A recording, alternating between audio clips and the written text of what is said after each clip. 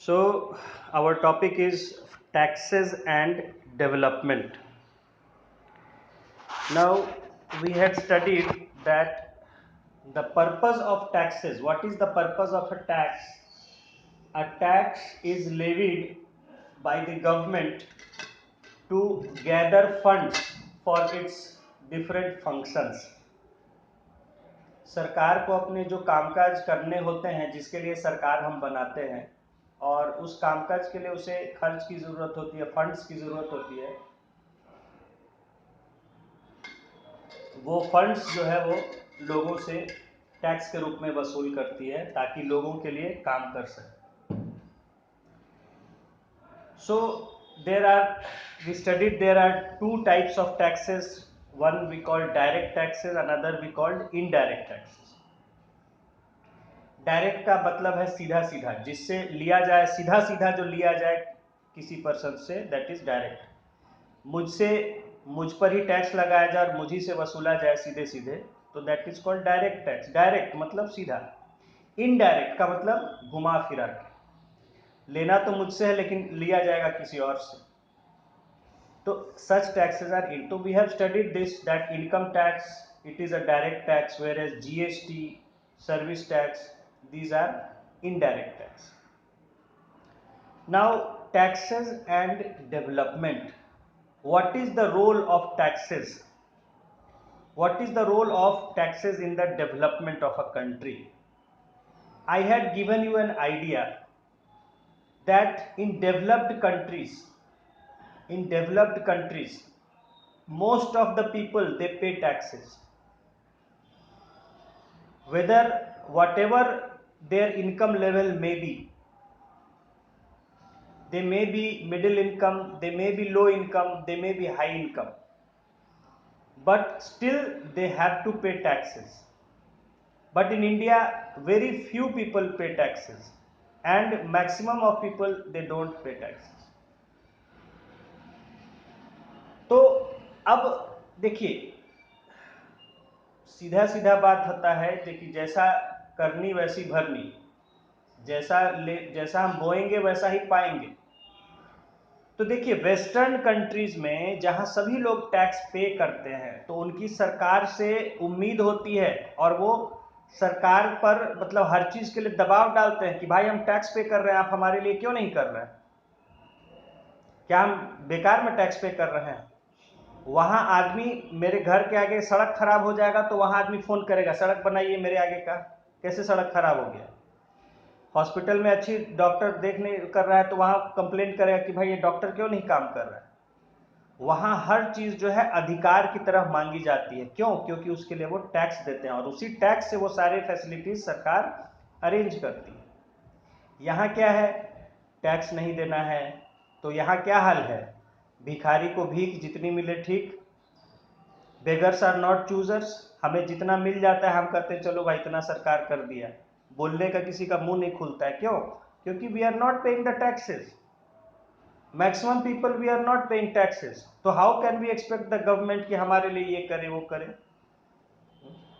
लेकिन वहां जो है सभी लोग टैक्स पे करते हैं, तो वो सरकार के गर्दन पे खड़े हो जाते हैं कि भाई ये कैसे गड़बड़ा रहा है, हमसे आप टैक्स ले रहे हैं। तो ये दो अप्रोच है अलग अलग। ठीक है, तो developing countries, under developed countries में क्या होता है कि टैक्स बहुत कम लोग पे करते हैं और ज्यादा लोग जो हैं वो because their income levels are quite low, so the government do not charge them taxes. लेकिन उसका उल्टा क्या होता है कि they do not get any facilities also, उनको फैसिलिटीज नहीं मिलती है। आज गवर्नमेंट सिस्टम का इतना लोग कंप्लेन, कोई गवर्नमेंट सिस्टम में जाना नहीं चाहता। यहाँ न कोई गवर्नमेंट स्कूल में पढ़ाना चाहता है, न कोई गवर्नमेंट हॉस्पिटल में जाना चाहता है या गवर्नमेंट कॉलेज में पढ़ना चाहता है। क्यों? क्योंकि the government system is not running well. और क्यों नहीं अच्छे से चल रही है? Because they are lack of funds, so they are not properly managed. जबकि और कंट्रीज में क्या है, वहां गवर्नमेंट को फंड्स की कमी नहीं है, सब कोई टैक्स पे कर रहा है चाहे वो किसी भी इनकम का हो, और इसीलिए जो भी गवर्नमेंट फैसिलिटी है वो वहां बिल्कुल प्राइवेट की तरह है, बिल्कुल प्राइवेट की तरह। तो वहाँ जो है आपका गवर्नमेंट सिस्टम जो है बहुत अच्छे से जो भी चीज़ है वो चलती है, और यहाँ जो है राम भरोसे चलती है। तो आखिरकार देखिए, सीधी सीधी बात है कि सरकार काम कैसे करेगी अगर उसके पास फंड्स नहीं होंगे तो कहाँ से लाएगा? आपने ये नेता मंत्री लोग कहाँ अपना घर का खजाना देगा? घर, इनके पास पैसा तो एक होता नहीं है, और होता भी है तो दूसरे को देने के लिए थोड़े होता है। तो वो जो भी ये प्रधानमंत्री इतनी घोषणा कर रहे हैं, मुख्यमंत्री इतनी घोषणा कर रहे हैं, तो वो किसके पैसे से कर रहे हैं? हमारे ही पैसे से कर रहे हैं। जो हमसे टैक्स के रूप में जा रहा है उसी पैसे से। सरकार कहां से देगा कुछ? सरकार 1 रुपया देने का ही किसी को नहीं। तो it is all the funds which is coming from the people itself. So without taxes there can not be development, क्योंकि फंड्स जब हम उनको टैक्सेस के रूप में नहीं देंगे तो हाउ कैन वी एक्सपेक्ट? अब देखिए धीरे धीरे टैक्स, मतलब पहले तो बिल्कुल ही कम देते थे। आज के अगर 30 साल पहले चले जाइए तो और भी, आज का भी 10वां हिस्सा, उससे भी कम लोग देते थे। आज फिर भी ज़्यादा लोग देने लगे हैं, तो उससे हम डेवलपमेंट देख सकते हैं। आज गांव गांव में विकास हो रहा है। क्यों? क्योंकि सरकार को फंड्स मिला है तो वो काम कर रही है। फंड कहाँ से मिला है? तो जो हमें उनके टैक्सेस के द्वारा इनकम होता है उससे। तो बिना टैक्सेस के डेवलपमेंट नहीं हो सकता है, इस बात समझने की है। देखिए पहले मुझे याद है, आज से 25-30 साल पहले यहाँ बिहार की रेलवे, खासकर हम लोग यहाँ पटना गया लाइन में थे, तो बिल्कुल खस्ता हाल थी। ट्रेन का ये हाल था कि जो 1 घंटे का जर्नी हो, और ये पूरे बिहार की कहानी, 1 घंटे का रास्ता होता था, कभी 5 घंटे में करती थी, कभी 6 घंटे में करती थी, कोई पता नहीं होता था कितने देर में करती। हाँ, और न कोई देखने वाला होता था, न ट्रेन का कोई कहाँ रोक देगा ट्रेन, कोई भरोसा होता था। ठीक है, इसलिए कोई टिकट भी नहीं लेता था, एक आदमी टिकट नहीं लेता था। तो बुरी व्यवस्था थी, परेशान थे हम। कहीं पूरी दुनिया घूम के आ जाते थे, पटना तक फर्स्ट क्लास। पटना मतलब बिहार में आते ही बिहार तो पता चला देता था कि हाँ बिहार में आ गए हो, लेकिन पटना तक ठीक ठाक। पटना गया, जहाँ भी मेन सिटीज था वहाँ तक ठीक ठाक रहता था। यही पटना मेन था बिहार का स्टेशन। और पटना के बाद कहीं आपको जाना रहे तो फिर आपको दम दिल दर्द डिस्को करा देता था। लेकिन आज देखिए, आज हालत काफ़ी सुधार हो गया है, बहुत ही अच्छा हो गया है। आज आपको 1 घंटे का जो जर्नी है वो 1 ही घंटे में करा देता है ट्रेन। टिकट भी सभी लोग लेने लगे हैं, सभी लोग टिकट भी लेने लगे। आज मुझे आश्चर्य हुआ जब पहली बार मैं देखा कि लोग लाइन में लग के टिकट ले रहा है। बताइए, लोग लाइन में लग के टिकट ले रहा है कि नहीं भाई टिकट ले लेते हैं, और भीड़ लगी हुई है टिकट लेने के लिए। लोकल टिकट की मैं बात कर रहा हूँ। तो आई वॉज प्लेजेंटली सरप्राइज्ड कि वाह, this is the development, people's attitude has changed. अब लोग जो है नहीं नहीं टिकट लेके चलते हैं, उसके लिए लाइन में लग के टिकट ले रहे हैं। या और भी अब तो सिस्टम ऑनलाइन मोबाइल सब हो गया है कि मोबाइल से ही टिकट ले लीजिए, लोकल टिकट भी मोबाइल से हो जाता है। तो आज रेलवे बेहतर सुविधा दे रही है, ट्रेनें जो है बिल्कुल टाइम पर चल रही हैं। पहले लोग बस वगैरह से जाया करते थे कि नहीं ट्रेन से पहले अच्छा बस है और ये सब है प्राइवेट, और आप देखिए ट्रेन से ट्रैवल करते हैं लोग मैक्सिमम, और बिल्कुल टाइमली, बिल्कुल जो है जितना जहाँ स्टॉपेज है वो तो रुक के चल देना है। उसी तरह इलेक्ट्रिसिटी को देखिए, मैं आपको बताता हूँ पहले का इलेक्ट्रिसिटी की कहानी की। मतलब हम लोग ताकते रहते थे कि बल्ब कब जलेगा। लाइट रहती भी थी तो लगता था कि एक लाइट लाइन जैसा खाली बल्ब में दिखता था, रेड लाइन जैसा। तो बिजली की हालत खराब थी। लाइट रहती भी थी तो वोल्टेज नहीं रहता था, कुछ चलता नहीं था। लाइन रहने का भी फायदा नहीं होता था, खाली दिखने के लिए लाइन रहता था कि हाँ बिजली है। बल्ब खाली हल्का सा वो ग्लो कर रहा है कि हाँ करने के लिए, फिर भी हम लोग को लैंप वगैरह ही जलाना पड़ता था। पंखा चल नहीं रहा है, पंखा डोल रहा है, ये हाल रहता था। लोग बिजली का बिल भी बहुत चोरी करते नहीं करते थे। आज देखिए बिजली का बिल काफ़ी कितना सुधार हो गया। आज तो हम लोग को गला दबा के पैसा ले रहा है सरकार। पहले रिचार्ज करिए, पहले रिचार्ज करिए फिर यूज़ करिए, ये नहीं कि बिजली बिल दीजिए और फिर पेंडिंग पड़ा हुआ है। और जहां आपका बिल कम हुआ तो वहां से आ जाएगा मैसेज, आपका डिस्कनेक्ट हो जाएगा। आज देखिए बिजली का व्यवस्था काफ़ी अच्छा चल रहा है। अभी 1 आध साल में जो है बिहार को दिक्कत हो रही है वो अलग बात है, मेट्रो का काम अब बहुत सारा चल रहा है। लेकिन 1 आध 2 साल पहले आप देखिएगा कि बहुत ही बढ़िया फर्स्ट क्लास 24 घंटे बिल्कुल बिजली रहती थी। क्योंकि पे करने लगे हैं लोग। अभी भी बहुत से लोग हैं जो गलत यूज़ कर रहे हैं बिजली का, लेकिन तो वहाँ दिक्कत होती है। आप गंगा पार उधर चले जाइए नॉर्थ बिहार में, दिन दिन भर लाइन कटा रहता है, क्योंकि बिजली बिल नहीं देते हैं लोग, चोरी करते हैं बिजली। तो कहने का मतलब है कि भाई देखिए, सीधी बात है कि आप सरकार कहाँ से लाएगा, सरकार आपको फैसिलिटी कहाँ से ला के देगा। सरकार को जब फंड्स रहेगा, सरकार की आप चीज़ इस्तेमाल करिएगा, उसके लिए पे करिएगा, तो सरकार आपको अच्छी चीज़ देगा। नहीं करिएगा तो फिर वो खस्ता हाल रहेगा। तो इसीलिए कहीं ना कहीं सेंट्रल गवर्नमेंट का भी जो एटीट्यूड हो रहा है कि प्राइवेटाइज कर दिया जाए बहुत सारी चीज़ों को गवर्नमेंट के हाथ में लेने से, क्योंकि वहाँ करप्शन होता है, लोग पे नहीं करते हैं। प्राइवेट वाले जैसे तैसे अपना पेमेंट लेते हैं, टाइट करते हैं लोगों को। तो अगर हमें अच्छी फैसिलिटी चाहिए तो फिर प्राइवेट को कहीं ना कहीं उसमें लगाना पड़ेगा, पेमेंट टाइट करना पड़ेगा। तो आज देखिए काफ़ी कुछ जो है चीज़ें सुधरी हैं। तो इंडियन रेलवे को भी कहिए, देखिए राजधानी को प्राइवेट में दे दिया। एक राजधानी तेजस जो चलती है, that is a private manage train, तो फर्स्ट क्लास चल रहा है। नहीं तो राजधानी की भी हालत ख़राब थी, क्योंकि राजधानी में ज़्यादातर सब डिस्काउंट वाले पैसेंजर चलते थे। एयर इंडिया का वही हालत है, तो टाटा को दे दिया।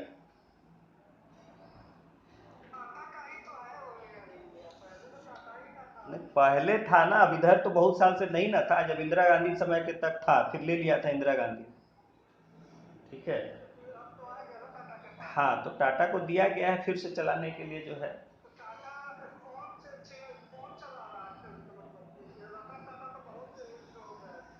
तो रतन टाटा नहीं, अब टाटा ग्रुप का जो भी लोग चेयरमैन है वो चला रहा है, कोई और हो बना है चेयरमैन।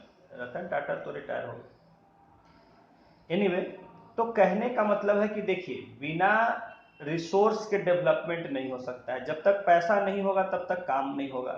तो हमें, अगर हम डेवलपमेंट चाहते हैं तो हमें टैक्सेस देना पड़ेगा, और टैक्सेस से ही सारी चीज़ें चलती है। टैक्सेस से स्कूल चलते हैं, टैक्सेस से हमारे घरों में पानी आता है, टैक्सेस से ही बिजली बनती है, टैक्सेस से ही सड़क बनती है, टैक्सेस से ही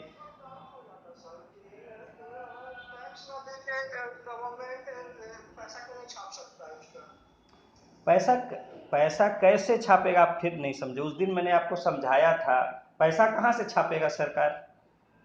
और पैसा छापेगा तो फिर आपके लिए क्यों काम करेगा, फिर अपने अपने जेब में क्यों नहीं डालेगा वो। पैसा ही छापने का छूट मिल जाए तो फिर अपने घर भर लेगा पैसा छाप के। कोई काम का तरीका होता है ना, ऐसे नहीं होता है कि कुछ भी कर ले, फिर पैसा का मतलब ही नहीं रहेगा। पैसा पैसा अगर छापने की छूट हो जाए तो फिर तो वो अपना घर भरेगा छाप के, जो है आपके लिए क्यों काम करेगा। पैसा छापने का फ्रीडम हो जाएगा तो फिर वो आपके लिए क्यों करेगा, वो अपने लिए करेगा। पैसा ऐसे नहीं छाप सकता है, ये कहाँ से माइंड में आपके आ रहा है।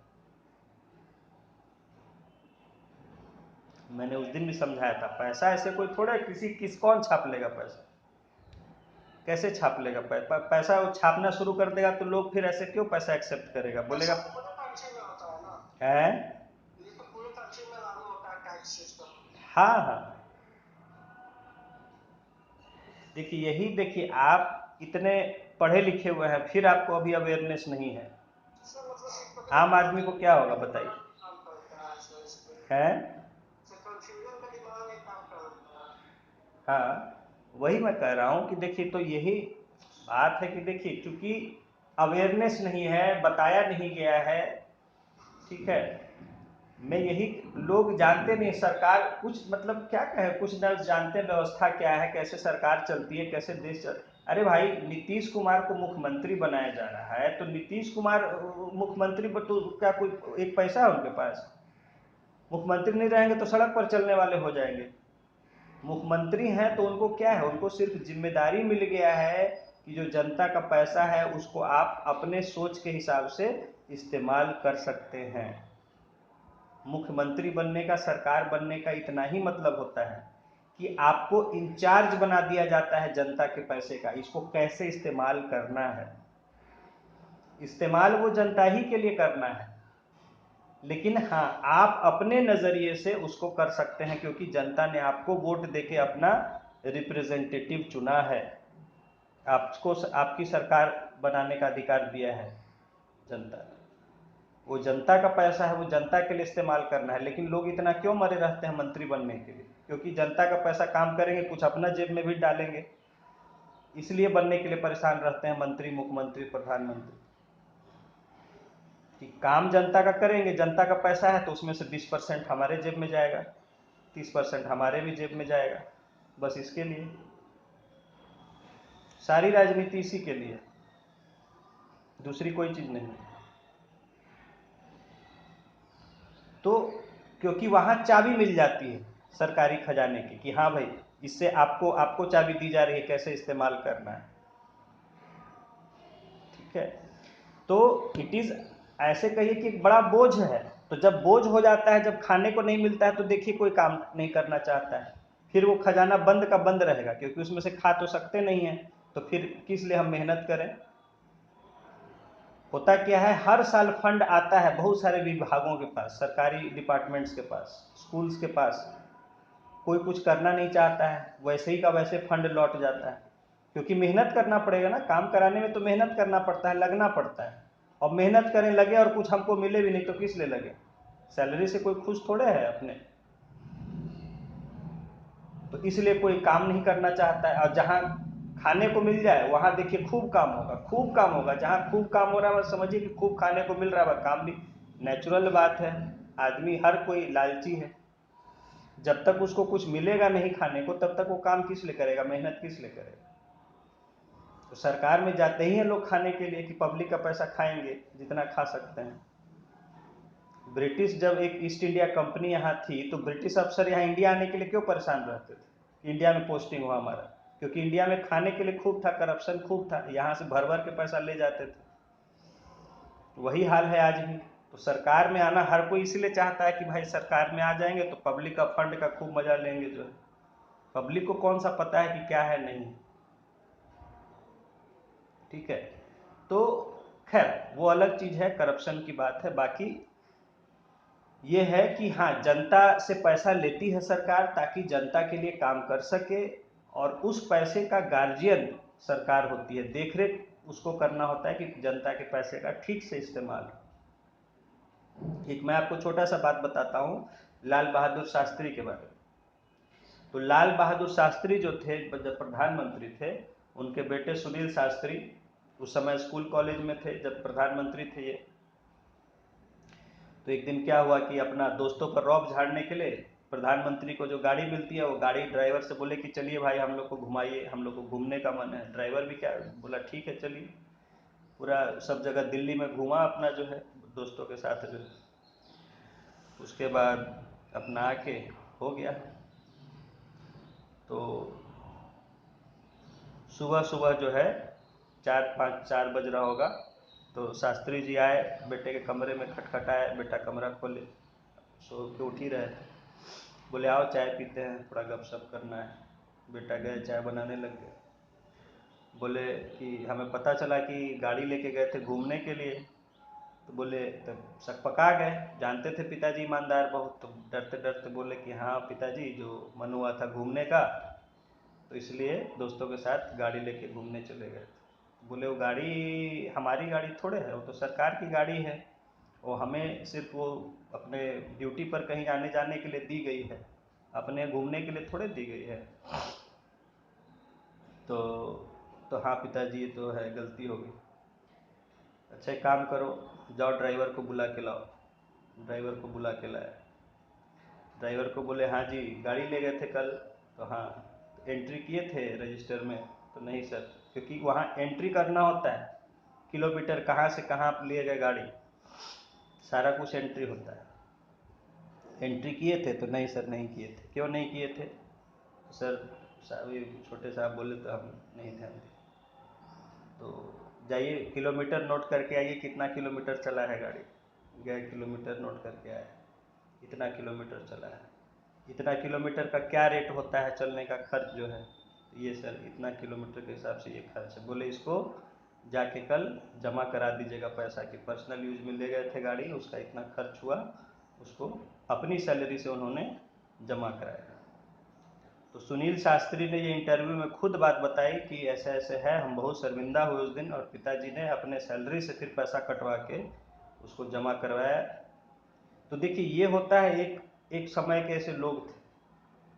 तो गाड़ी मिलती है सरकारी, वो सरकारी काम के लिए मिलती है, ये नहीं कि अपना पत्नी घूम रही है उससे बेटा घूम रहा है और सब जगह जो है उसके लिए हो रहा है।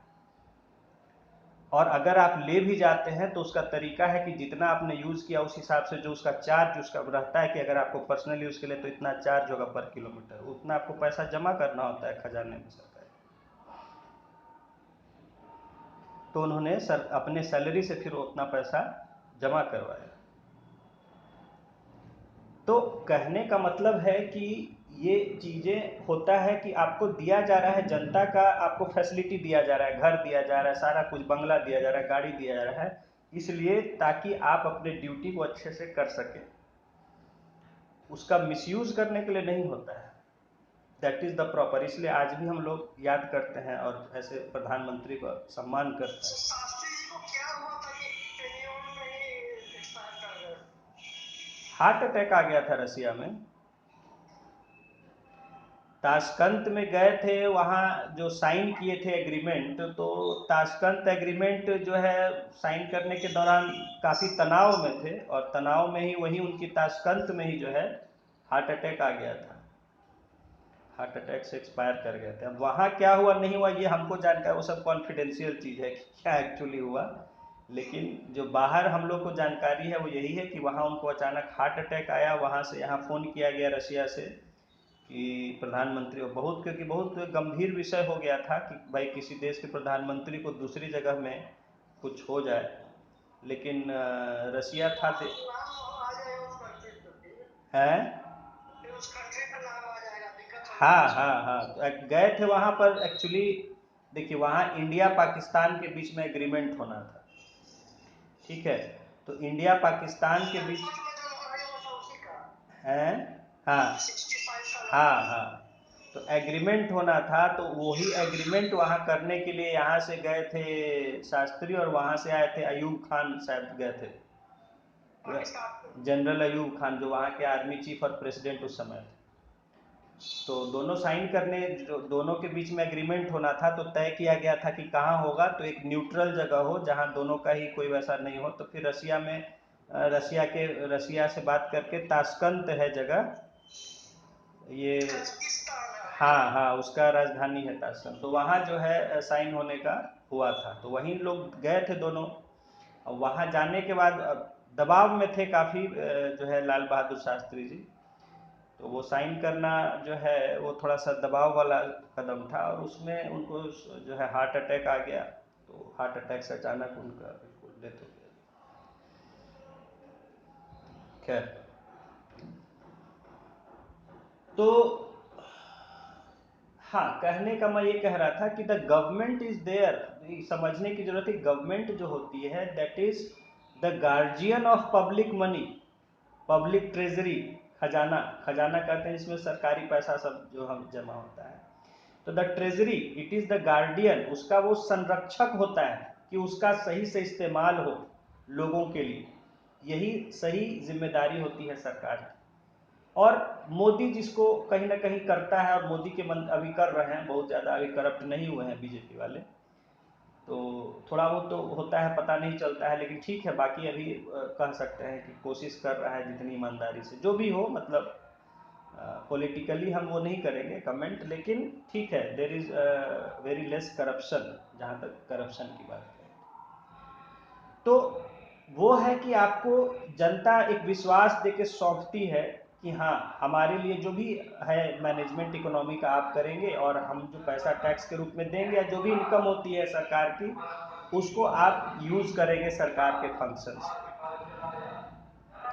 तो जितना हम फंड्स देंगे सरकार को, सरकार उससे उतना ही काम कर पाएगी, सीधी सीधी बात है। क्योंकि आप इतना इकोनॉमिक्स पढ़ चुके हैं, समझ चुके हैं कि बिना पैसे के कोई काम होता नहीं है। वो कोई भी, किसी को भी, देखिए अगर एक बुक चाहिए, मुझे भी बुक चाहिए, तो मुझे कहीं ना कहीं से खरीद, उसके लिए पैसे खर्च करने पड़ेंगे। सरकार को भी बुक चाहिए तो उसको भी उसके लिए कहीं, उसको थोड़े फ्री में मिल जाएगा, उसको भी पैसे ही खर्च करने पड़ेंगे। तो नथिंग इज क्रिएटेड फ्री।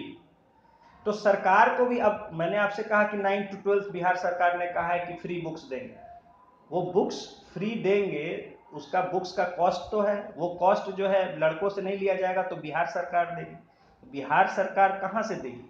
तो जो उसको फंड्स है, जो टैक्सेस मिला हुआ है, उसी से खर्च करके देगी।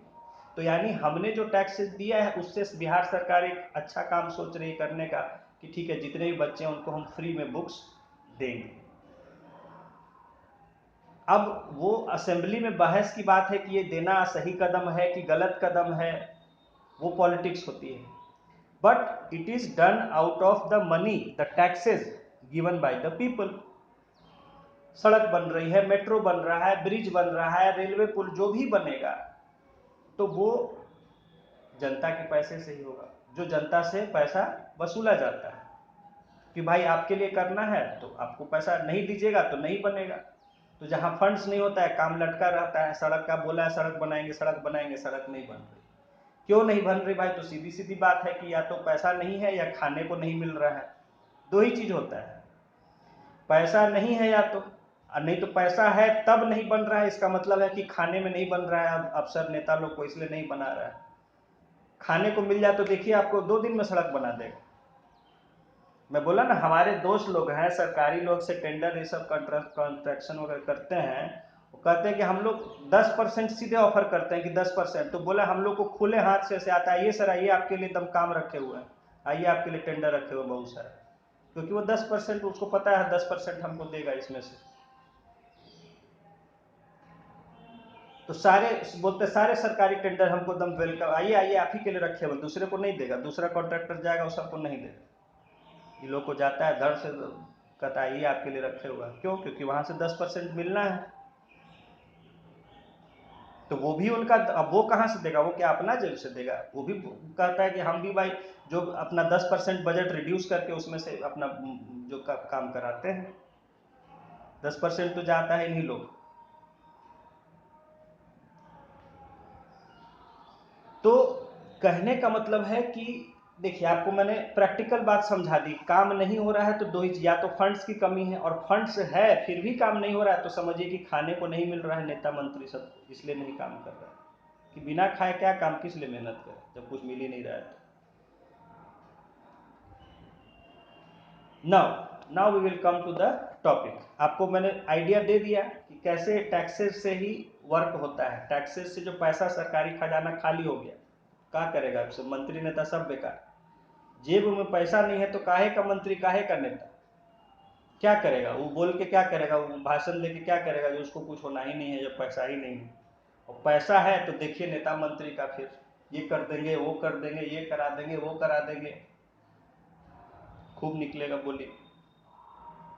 चलिए, taxes and development, the role of taxation in developing economies is as follows. क्या रोल होता है टैक्सेशन का डेवलपिंग कंट्रीज में? नंबर 1, रिसोर्स मोबिलाइजेशन, संसाधनों का इस्तेमाल होता है, जो संसाधन है उनका इस्तेमाल होता है। देखिए, taxation enables the government to mobilise a substantial amount of revenue. Taxation से क्या होता है कि एक काफी सारा फंड सरकार को मिलता है जिसका कि वो पब्लिक के कामों में इस्तेमाल कर सकता है। मोबिलाइज करने का मतलब कुछ कार्य में इस्तेमाल करना। The tax revenue is generated by imposing direct taxes such as income tax and corporate tax and indirect taxes such as customs duty, excise duty. तो ये जो टैक्स इनकम होता है सरकार को, ये कैसे होता है? 2 तरह के टैक्सेस से होता है।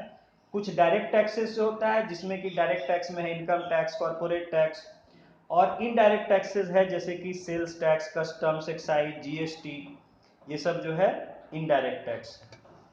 तो इससे जो है सरकार को इनकम होता है और उस इनकम का जो है रेवेन्यू का सरकार अपने कामों में इस्तेमाल करती है। Number 2, reducing inequalities of income. इससे क्या होता है कि जो इनकम की इनइक्वालिटीज हैं उनको भी कम करने में मदद मिलती है सरकार को। अब इनकम इनइक्वालिटी तो आप जानते हैं कि एक तरफ सामान्य लोग हैं जो महीने में 10,000 20,000 कमा रहे हैं या और ज्यादा कमा रहे हैं, दूसरी तरफ ऐसे भी लोग हैं जो महीने में करोड़ों भी कमा रहे हैं। ठीक है, तो कुछ हजार कमाने वाले से कुछ करोड़ कमाने वाले तक है, इतना डिफरेंसेस है। तो एक सरकार का जो दायित्व होता है, उनकी जिम्मेदारी होती है कि हम इनइक्वालिटीज को कम करें समाज में, ताकि लोग एक तरह से रह सकें। और उसको करने के लिए क्या करता है, मैंने बताया कि ये टैक्सेशन, टैक्स लेता है। जो जितना ज्यादा कमाता है उससे ज्यादा टैक्स लेता है, जो कम कमाता है उससे कम टैक्स लेता है। और जो कम कमाने वाले लोग हैं, जो पुअर लोग हैं, उनको जो अमीरों से टैक्स वसूल किया है उससे, उस पैसे से वो पुअर लोगों के लिए सारी फैसिलिटी अरेंज करने की कोशिश करता है, ताकि उनको भी अपना बेसिक जो नेसेसिटीज है लाइफ का वो पूरा कर सके, अपना जिंदगी जो है ठीक से गुजार सके। क्या लिखा है देखिए, taxation follows the principle of equity. Equity यानी उचित, जितना जिसके लिए उचित है उतना उससे टैक्स लिया जाता है। The direct taxes are progressive in nature. आपने पढ़ा था प्रोग्रेसिव टैक्स, टैक्स बेस बढ़ता जाएगा तो टैक्स का रेट भी बढ़ता जाएगा। तो जो डायरेक्ट टैक्स होते हैं जनरली वो प्रोग्रेसिव होते हैं, जितना ज्यादा कमाइएगा उतना टैक्स देना पड़ेगा।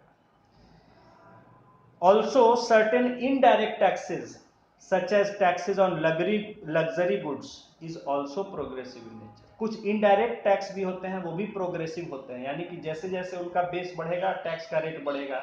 जैसे लग्जरी टैक्स, लग्जरी गुड्स पर जो टैक्स होता है, महंगे महंगे जो ऐशो आराम की चीजें खरीदने पर जो टैक्स होता है, वो जो है जैसे जैसे उनका कीमत बढ़ता जाता है टैक्स का रेट बढ़ता जाता है, वो भी प्रोग्रेसिव टैक्स होते हैं। टैक्स आपने पढ़ा 3 तरह के होते हैं, progressive, proportionate and regressive. Progressive होता है टैक्स बेस के साथ टैक्स का रेट भी बढ़ता जाता है। प्रोपोर्शनेट होता है कि हमेशा टैक्स का रेट सेम रहेगा चाहे कितना ही हो बेस। और रिग्रेसिव है कि जैसे जैसे बेस बढ़ता जाता है वैसे रेट कम होता चला जाता है। तो यहाँ कह रहा है कि इनडायरेक्ट टैक्स भी कुछ प्रोग्रेसिव होते हैं, जैसे टैक्सेस ऑन लग्जरी गुड्स। तो महंगे महंगे ऐशो आराम की चीजें या सुविधाएं खरीदने पर टैक्स का रेट बढ़ जाता है, तो उनसे जो है सरकार ज्यादा टैक्स वसूलती है, और वो फिर जो गरीब लोग हैं उनको जो जरूरी आवश्यकताएं जिंदगी की हैं कम से कम वो उनको दे सकें, उस पर वो इस्तेमाल करती है। Number 3 is social welfare. इससे समाज कल्याण के भी काम होते हैं। भाई नेचुरल है कि आपने एक संस्कृत में पढ़ा होगा, या हम बता देते हैं कि विद्या धनाति विनयम विनयाति प्रातत्वम पातत्वा धनमापनोति धन धर्मम तथा सुखम। विद्या से विनय आता है, विनम्रता आती है, विनम्रता से विद्या ददाति विनयम विनयात आति पात्रत्वम।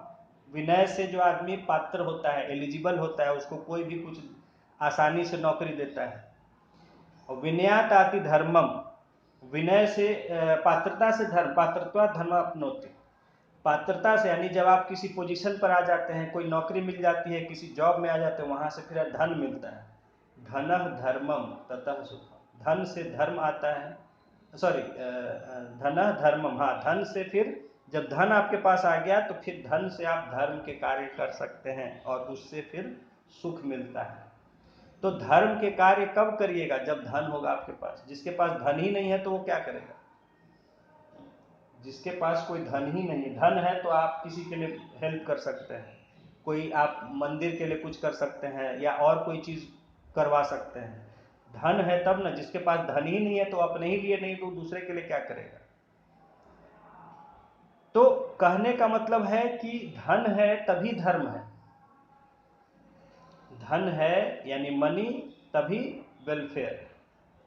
तो यहाँ सोशल सरकार के पास आज बिहार सरकार क्या कर रही है, क्यों नीतीश जी इतना विशेष राज्य का हल्ला किए हुए हैं, क्योंकि पैसा नहीं है, पैसे की कमी है, और ऊपर से शराबबंदी कर दिए तो पैसे अपना टांग काट लिए। पैसा है ही नहीं सरकार के पास, कहां से लाएगी पैसा, कहां से देगी जनता को। सब सरकार को अच्छा लगता है कि जनता को ये करके दिखाएं, वो करके दिखाएं, जनता खुश होकर हर बार हम ही को जिताए, लेकिन उसके लिए पैसे चाहिए। पैसे कहां से आएंगे। तो फंड्स आर नेसेसरी, और सोशल वेलफेयर जब फंड्स होगा तो तरह तरह के, आज देखिए आज भाजपा, नीतीश जी भाजपा के साथ क्यों मिलना पड़ा, मजबूरी पैसे की, पैसे की मजबूरी कि भाई नहीं मिलेंगे तो सेंट्रल गवर्नमेंट फंड्स नहीं देगा, हम यहाँ बेकार हो जाएंगे, कोई काम के नहीं रह पाएंगे। तो मजबूरी थी मिलना, क्योंकि फंड्स चाहिए, फंड्स रहेगा तो सब बिहार में तरह तरह के काम डेवलपमेंट करा सकेंगे। तो मिले भाजपा से, मिले तो भाजपा ने वहां से फंड्स अभी रिलीज किया है। देखिए कहा है कि फंड्स तो ज़्यादा वैसा बहुत विशेष नहीं दिया है जो ये चाह रहे थे, लेकिन कहा कि ठीक है जो है थोड़ा सा आपको हिस्से का जो खर्च है वो हम भेज देंगे, और बाहर से आप कहीं कर्ज लेंगे तो उसको हम जल्दी आपका कर्ज दिलवा देंगे। एजेंट का काम, कर्ज दिलवाने वाला एजेंट, कि आप वर्ल्ड बैंक से कर्ज लीजिएगा, एशियन डेवलपमेंट बैंक से कर्ज लीजिएगा, या और कहीं से आपको कर्ज दिलवा देंगे, ये प्रॉमिस किया है। तो आप जान रहे हैं सोशल वेलफेयर कैसे होगा। आप चाहते हैं गरीब बच्चे पढ़े, गरीब बच्चों को मुफ्त में कपड़े दें, किताबें दें, साइकिल दें, खाना दें, जो भी दें, वो सब चीज़ के लिए पैसा चाहिए। सरकार के पास पैसा होगा तभी कर पाएगी। तो देखिए social welfare, taxation generates social welfare, taxation से ही सोशल वेलफेयर समाज कल्याण होता है। भाई सरकार समाज कल्याण कहाँ से करेगी, जब सरकार के पास पैसा होगा। Social welfare is generated due to higher taxes on certain undesirable products like alcoholic products. तो इसलिए शराब पीने वालों को कभी बुरा भला नहीं कहिएगा, क्योंकि शराब पीने वाले सबसे ज्यादा टैक्स देते हैं। ठीक है, ये भी एक अलग है। लोग बहुत बुरा भला कहते हैं शराब पीता, अरे भाई सबसे ज्यादा टैक्स वही देता है। ठीक है, हाँ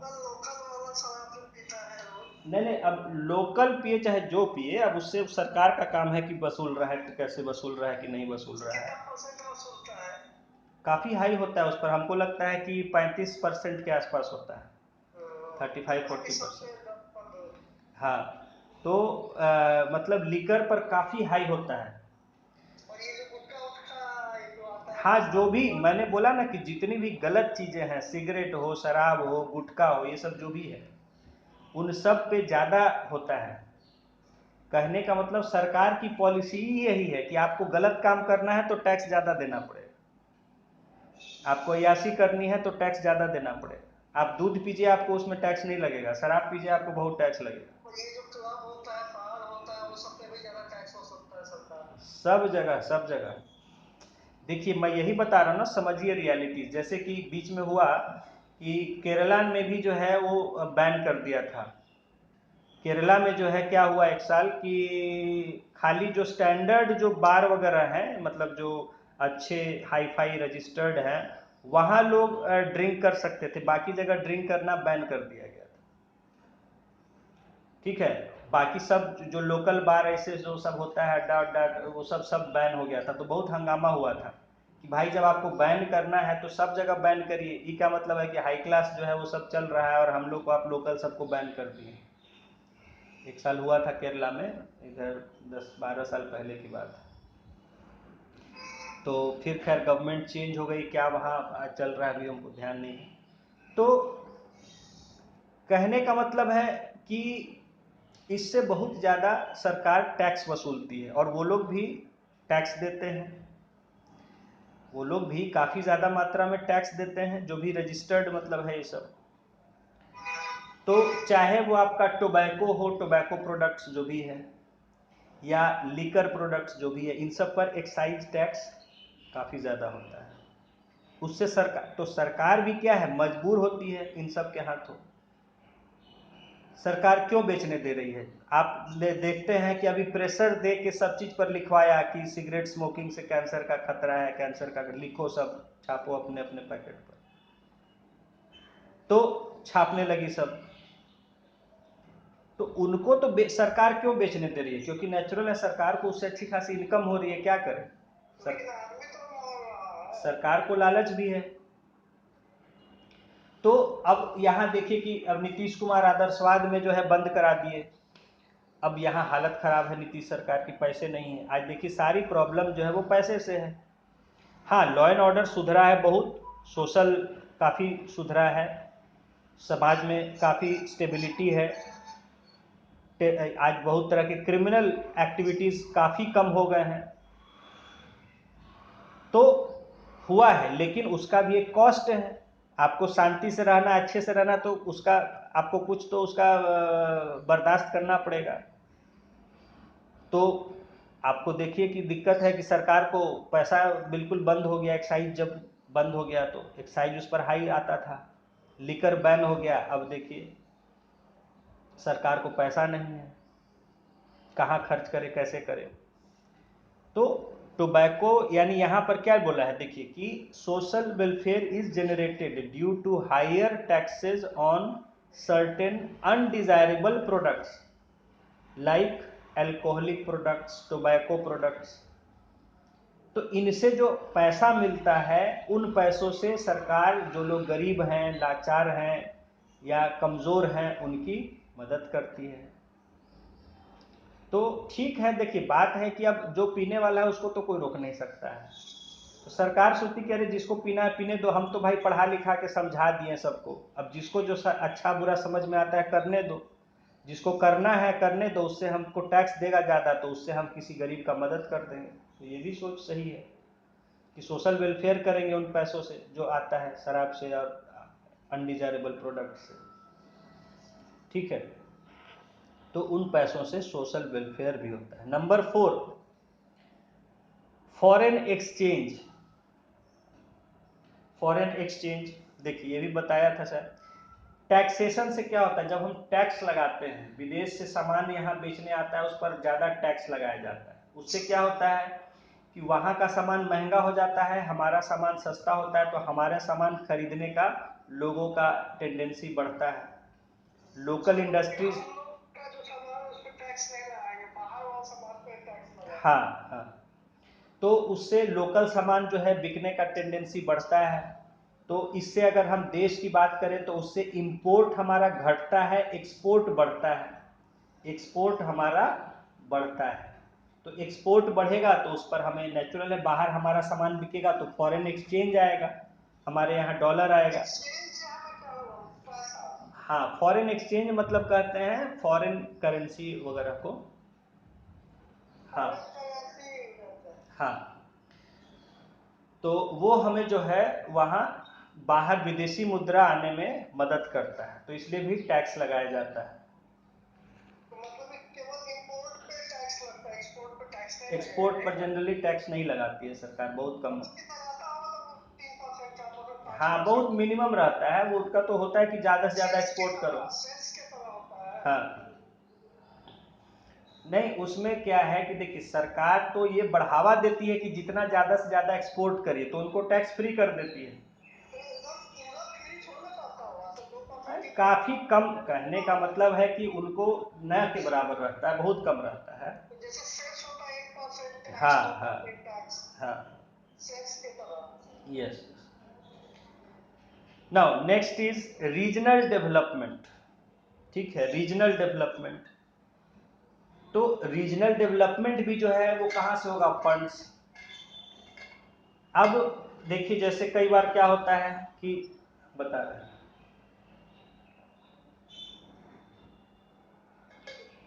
आपको किसी क्षेत्र का डेवलपमेंट करना है, जैसे ट्राइबल एरियाज का डेवलपमेंट करना है। अब झारखंड है, उत्तराखंड है, छत्तीसगढ़ है, बहुत सारे ऐसे जगह हैं। तो क्या होता है कि अब वहाँ जल्दी कोई जाना नहीं चाहता है, क्योंकि अनडेवलप्ड एरिया है, तो प्राइवेट सेक्टर वहाँ जाना नहीं चाहता है जल्दी। ठीक है, तो उनका डेवलपमेंट कैसे हो, उनके लिए पैसा कहाँ से आए, तो उनके लिए भी पैसा सरकार खर्च करती है। सरकार क्या कहती है, सरकार कहती है प्राइवेट कंपनीज को कि आपको जमीन चाहिए, आइए आपको हम बहुत सस्ता दर पे यहाँ जमीन देंगे, यहाँ आप फैक्ट्री खोलिए, यहाँ आपको अगर फैक्ट्री खोलिएगा टैक्स नहीं आपसे लेंगे।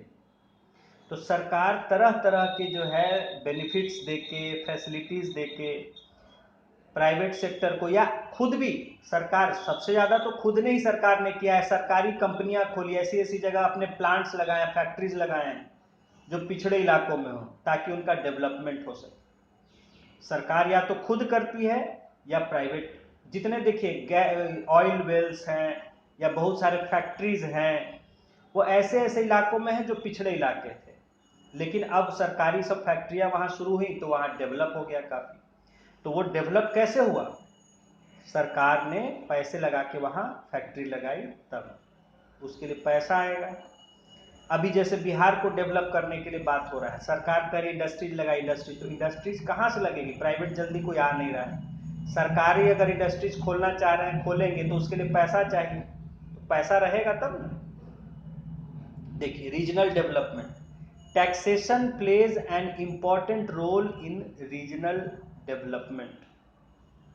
Tax incentives such as tax holidays for setting up industries in backward region which induces business firms to set up industries in such regions। Tax holiday बोलते हैं, मतलब कि इतना दिन के लिए आपको टैक्स से छुटकारा, छुट्टी, आपकी टैक्स नहीं देना है, उसको कहते हैं टैक्स हॉलीडे।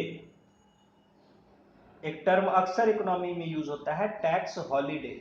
टैक्स हॉलीडे का मतलब है टैक्स देने से छूट। तो मान लीजिए सरकार कहती है कि ठीक है, आप जो है छत्तीसगढ़ इलाके में इंडस्ट्री लगाइए, आपको जो है 10 साल तक टैक्स नहीं देना पड़ेगा या 20 साल तक टैक्स नहीं देना पड़ेगा। तो वो भी सोचेगा कोई कंपनी की, अरे भाई टैक्स का मेरा खर्च बच जाएगा, देखा जाए वहाँ अपॉर्चुनिटी खोलने का। अभी कश्मीर में कर रहा है, कश्मीर में शुरू करवा रहा है, या और नॉर्थ ईस्ट में करवा रही है सरकार उनका डेवलपमेंट करने के लिए, तो चाहे वो सरकारी से करें या प्राइवेट से बुलाएं, तो उसके लिए फंड्स चाहिए। तो वही वहां पर टैक्स इंसेंटिव, मतलब टैक्स के इंसेंटिव समझते हैं ना, बताए थे आपको, लालच। तो कई तरह के लालच, हाँ हाँ, तो इंसेंटिव देती है सरकार उनको कि आपको बिजली फ्री कर देंगे, आपको टैक्स फ्री कर देंगे, ये कर देंगे, वो फैसिलिटी देंगे, लैंड का रेट बहुत सस्ता आपको कर देंगे, बहुत सारा लैंड आपको एक साथ मिल जाएगा। तो इस तरह का कई लालच प्रलोभन उसको देते हैं, सरकार चारा डालती है कि आओ भाई। तो फिर जो है प्राइवेट इंडस्ट्रीज अपना सोचते हैं, उस हिसाब से वहाँ अपना प्लांट वगैरह लगाते हैं। Number 6, control of inflation. एक और ये होता है टैक्स लगाने से कि महंगाई पर भी पकड़ बनती है सरकार की, कंट्रोल होती है महंगाई। जब देखिए महंगाई ज्यादा बढ़ जाती है तो सरकार टैक्स बढ़ा देती है। टैक्स बढ़ाने से क्या होता है, लोगों की जेब से माल कम हो जाता है, तो लोगों की जेब से माल कम हो जाता है तो अपने आप दाम गिरने लगते हैं। तो महंगाई को भी काबू में करने के लिए कई बार सरकार टैक्स लगाती है। कंट्रोल ऑफ इन्फ्लेशन, देखिए taxation can be used as an instrument for controlling inflation. महंगाई को कम करने के लिए, कंट्रोल करने के लिए एक इंस्ट्रूमेंट का, एक औजार का भी काम करती है tax. Through taxation, the government can control inflation by reducing the tax on commodities। दूसरी तरफ अगर दाम जैसे ज़्यादा हो गए हैं तो वहाँ पर टैक्स कम भी कर सकती है सरकार, ताकि लोग उसको आसानी से खरीद सकें। दोनों चीज़ होती है। कई बार सरकार क्या करती है, टैक्स बढ़ा देती है, कई बार सरकार टैक्स घटा देती है। जैसे चीज़ें बहुत महंगी हो गई हैं बाजार में, जरूरी चीज़ें भी लोगों को खरीदने मुश्किल हो रही हैं, तो वैसे में सरकार क्या करती है, उन चीज़ों पर से अपना जो गुड्स पर जो टैक्स होता है उसको कम कर देती है, ताकि लोग आसानी से उन चीज़ों को खरीद सकें। जब महंगाई ज़्यादा हो जाती है, कीमतें बहुत ज़्यादा बढ़ने लगती हैं, तब सरकार लोगों के इनकम टैक्स को बढ़ा देती है, ताकि लोगों से पैसा कम किया जा सके जेब में उनके। तो जब पैसा कम रहेगा तो अपने आप खर्च कम करने की टेंडेंसी होगी, और ऐसे में इन्फ्लेशन कम हो। तो कहने का मतलब है कि टैक्सेशन को इन्फ्लेशन कंट्रोल करने के लिए भी यूज किया जाता है, टैक्स लगाया जाता है। Now next topic is difference between tax and other payments. सरकार को हम कई तरह के पेमेंट्स करते हैं। सरकार को अभी देखिए, जैसे हम कई बार जाते हैं बिना हेलमेट लगाए चले गए तो चालान देना पड़ता है, ठीक है, या और कोई हम रूल वायलेट कर दिए उसके लिए फाइन देना पड़ता है। कई बार हमें कई तरह का चार्जेस देना पड़ता है कि हाँ भाई ये फॉर्म चाहिए, लाइए इसका कॉस्ट है इतना, कहीं अप्लाई करना है कोई चीज़ के लिए उसका कुछ चार्ज हो। यानी कहने का मतलब कई तरह के हम चार्ज, देखिए आप लोग फॉर्म भरते हैं तो फॉर्म भरने का भी चार्ज आपसे लिया जाता है। बीपीएससी का कितना लिया जाता है चार्ज फॉर्म भरने का? कुछ है 100-200 रुपये जो भी हो, तो एग्जाम का भी चार्जेज आपसे लिया जाता है, या और कहने का मतलब है कि हाँ, तो कई तरह के हम पेमेंट सरकार को करते हैं। तो एक तो हुआ कि जो टैक्स पेमेंट करते हैं, जो टैक्स देते हैं, और बाकी तरह के पेमेंट्स, इनमें क्या फर्क होता है देखें। तो यहाँ पर देखिए कि टेबल बना दिया गया है, और एक तरफ टैक्स का कॉलम है, एक तरफ पेमेंट्स का कॉलम है, हम देख सकते हैं। सबसे पहले है,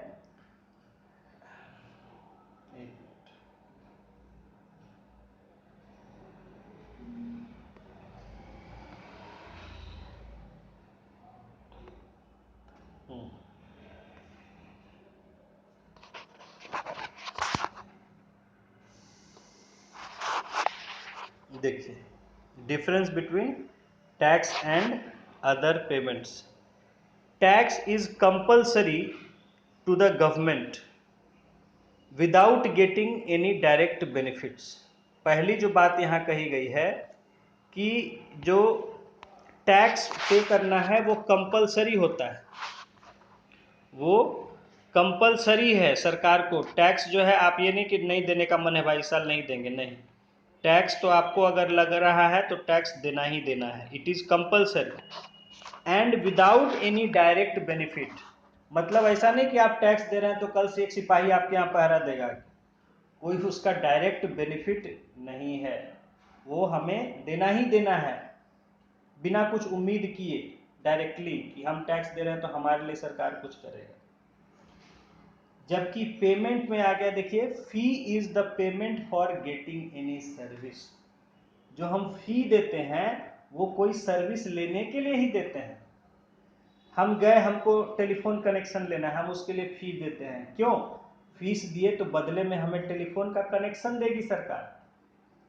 तो जो हम और दूसरे चार्जेस देते हैं, फीस के रूप में देते हैं, वहां हमें कोई उसके बदले कुछ मिलता है डायरेक्टली, जबकि टैक्स के बदले डायरेक्टली कुछ नहीं मिलता है। ऐसा नहीं हम टैक्स दे रहे हैं तो मेरे आगे का सड़क मेरे नाम से लिख देगा सरकार कि हाँ ये सड़क राकेश कुमार के इतना दूर का किया जाता है क्योंकि ये टैक्स दे रहे हैं, नहीं।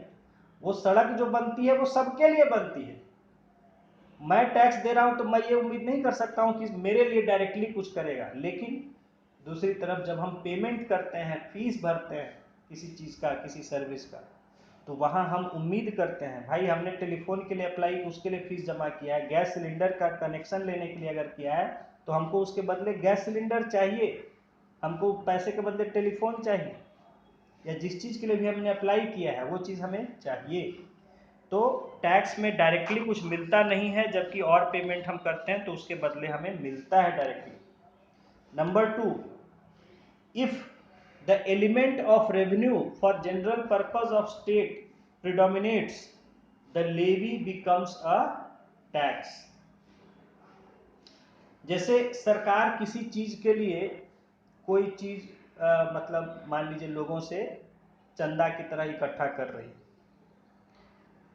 और वो चीज जो है अगर सबके लिए जरूरी है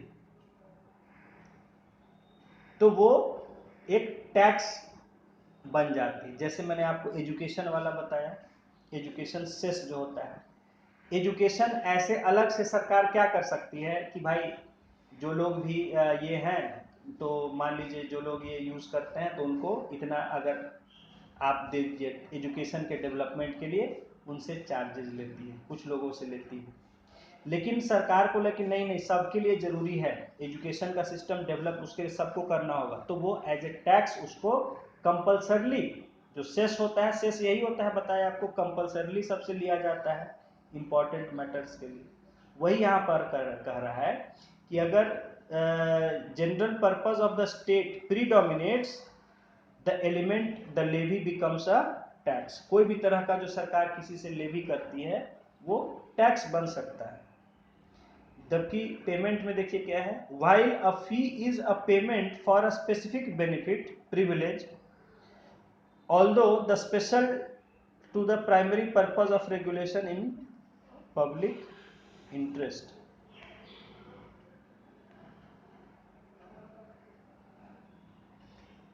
जबकि देखिए ये क्या है कि फीस जो हम कोई भी देते हैं वो हम अपने फायदे के लिए देते हैं, कोई अपने निजी अपने काम के लिए सरकार को देते हैं, उससे सबके उसका कोई कनेक्शन नहीं होता है। फीस जो हम कोई देंगे तो वो ऐसी चीज के लिए नहीं देंगे जो कि भाई जिससे सबके लिए करना है, ठीक है। फीस हम जो है अपने हमेशा पर्सनल कोई सर्विस के लिए, पर्सनल बेनिफिट के लिए दिया जाता है कि हमें लाइसेंस चाहिए, जैसे ड्राइविंग लाइसेंस बनवाते हैं तो उसके लिए चार्जेस है। तो ड्राइविंग लाइसेंस का हम फी जो भरते हैं वो इसलिए भरते हैं कि हमारे लिए ड्राइविंग लाइसेंस सरकार इशू करे। बाढ़ आ गई है तो उसके लिए हम फी नहीं देंगे कि भाई बाढ़ के लिए हम फी दें, वो सरकार टैक्स के रूप में भले ले सकती है। तो ये हो गया यहाँ पर। Number 3 is tax is a compulsory payment. Tax जो है वो कंपल्सरी है कि अगर सरकार ने कहा कि अगले साल से सभी लोगों को एजुकेशन सिस्टम के लिए 2% का सेस देना, टैक्स देना होगा सभी लोगों को, तो वो कंपल्सरी है। जबकि फी जो है वॉलंटरी पेमेंट, हमें लाइसेंस चाहिए तो हम देंगे, नहीं चाहिए तो नहीं देंगे। हमें टेलीफोन कनेक्शन लेना है, ब्रॉडबैंड कनेक्शन लेना है बीएसएनएल का, तो हम पैसा देंगे, नहीं लेना है तो नहीं देंगे फीस। ये वॉलंटरी होता है, जबकि टैक्स जो है कंपल्सरी होता है। Then if tax is imposed on a person he has to pay it, otherwise he has to be penalised. अगर किसी व्यक्ति पर टैक्स लगाया जाता है तो उसको देना ही है, नहीं देगा तो उसके सजा दिया जाएगा उसको, ठीक है। On the other hand fee is not paid if the person do not get want to get the service. लेकिन ऐसा नहीं है कि मान लीजिए हम बीएसएनएल का ब्रॉडबैंड लेना था, उसके लिए फी नहीं भरे तो उसके लिए आ जाएगा कि भाई चलिए जेल, आप फी क्यों नहीं भरे, नहीं भरे तो कैंसिल, नहीं चाहिए सर्विस इसलिए फीस नहीं भरा। मान लीजिए आप अप्लाई किए थे, आप बीपीएससी एग्जाम देने के लिए अप्लाई करते हैं, बाद में जब फी पेमेंट स्टेज आता है तो आप कहते हैं नहीं छोड़ो नहीं भरेंगे, फी नहीं पे करेंगे, नहीं पे किए तो नहीं पे किए, उसके लिए आपको थोड़े जेल ले जाएगा कि फी क्यों नहीं पे किए, ठीक है। वहां मान लिया जाएगा कि आप फी नहीं पे किए क्योंकि आपको मन नहीं है एग्जाम देने का, आप नहीं कम प्रोसेस करना चाहते हैं आगे, तो इसलिए ठीक है, नहीं है होगा आपके प्रोसेस। लेकिन टैक्स में ऐसा नहीं है। टैक्स अगर आप इनकम टैक्स आप देना आपको बन रहा है, नहीं दे रहे हैं तो फिर आपके ऊपर कार्रवाई होगी। 10 in this case, in case of taxation देख रहे हैं last, in this case tax payer does not expect any direct benefit. वही चीज है, रिपीट हो गया है कि टैक्स हम देते हैं तो डायरेक्ट बेनिफिट उससे कोई एक्सपेक्ट नहीं। हम इनकम टैक्स देते हैं तो उससे हमें सरकार कुछ आके देता है हमको, नहीं, भरना ही है। तो income tax, gift tax, wealth tax, gift box नहीं है वो गिफ्ट टैक्स है, गलत प्रिंट हो गया है, गिफ्ट टैक्स, गिफ्ट पर भी टैक्स होता है। गिफ्ट आपको कोई मिलता है तो उस पर भी टैक्स देना बनता है कानूनी रूप से, नहीं लोग देते हैं तो अलग बात है।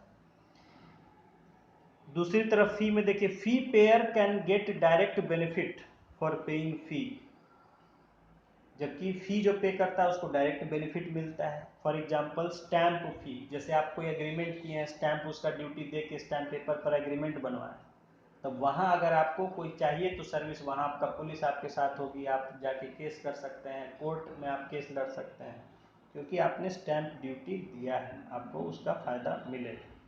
तो स्टैंप फी है, ड्राइविंग लाइसेंस फी है, उसके लिए आपको ड्राइविंग लाइसेंस देखिए हमको बनवा के भेजता है सरकार। देन गवर्नमेंट रजिस्ट्रेशन फी, किसी तरह का और रजिस्ट्रेशन आप कराते हैं तो उसकी जगह आपका बेनिफिट होता है। आप हॉस्पिटल में जाते हैं रजिस्ट्रेशन कराते हैं तो आपका कार्ड बन जाता है, आपका फाइल बन जाता है, फिर आप उसको दिखा सकते हैं जब मन है, तो वहाँ हमें डायरेक्ट बेनिफिट मिलता है। तो ये हमारा टॉपिक आज खत्म हो गया, गवर्नमेंट एंड टैक्सेशन। क्वेश्चंस जो हैं कई सारे मल्टीपल और फिल इन द ब्लैंक्स वगैरह जो भी हैं इनको अटेम्प्ट करिएगा।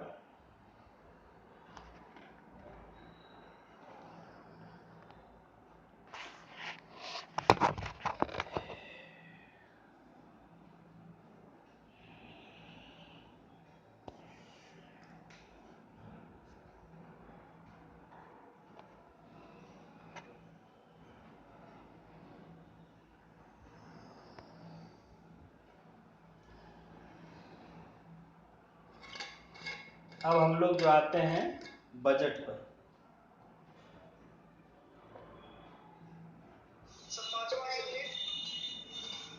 पांचवा यूनिट करा दें पहले, जैसा बोलिए हैं।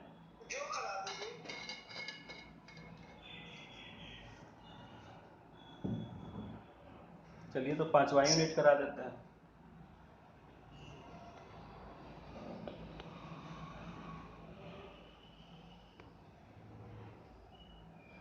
ओके,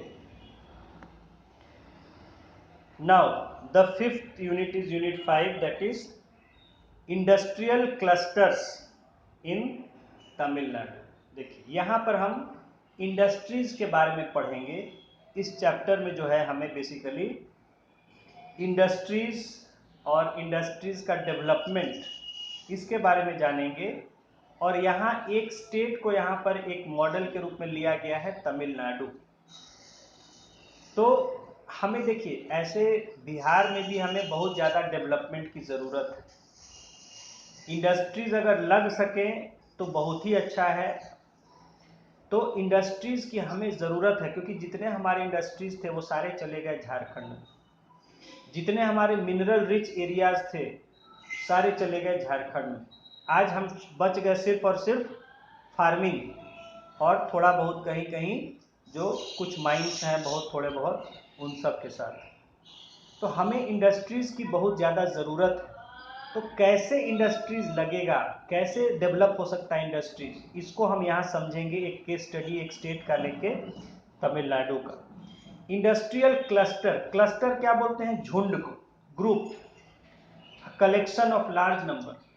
तो इंडस्ट्रियल क्लस्टर्स इन तमिलनाडु में क्या है, जगह जगह झुंड गुच्छे जैसे इंडस्ट्रीज डेवलप हो गए। ठीक है, जैसे देखिए हम अभी जब फरवरी मार्च का महीना होता है तो जो एक होता है रस भरी जिसको कहते हैं, एक फल होता है जिसको रस भरी या यहाँ कहीं कहीं मक्को बोलते हैं, क्या बोलते हैं आप लोग उसको, जो एक पीला पीला रंग का गोल होता है, छिलका खट्टा मीठा, छिलके में होता है। अभी सरस्वती पूजा के समय जो है आता है बेर के साथ साथ।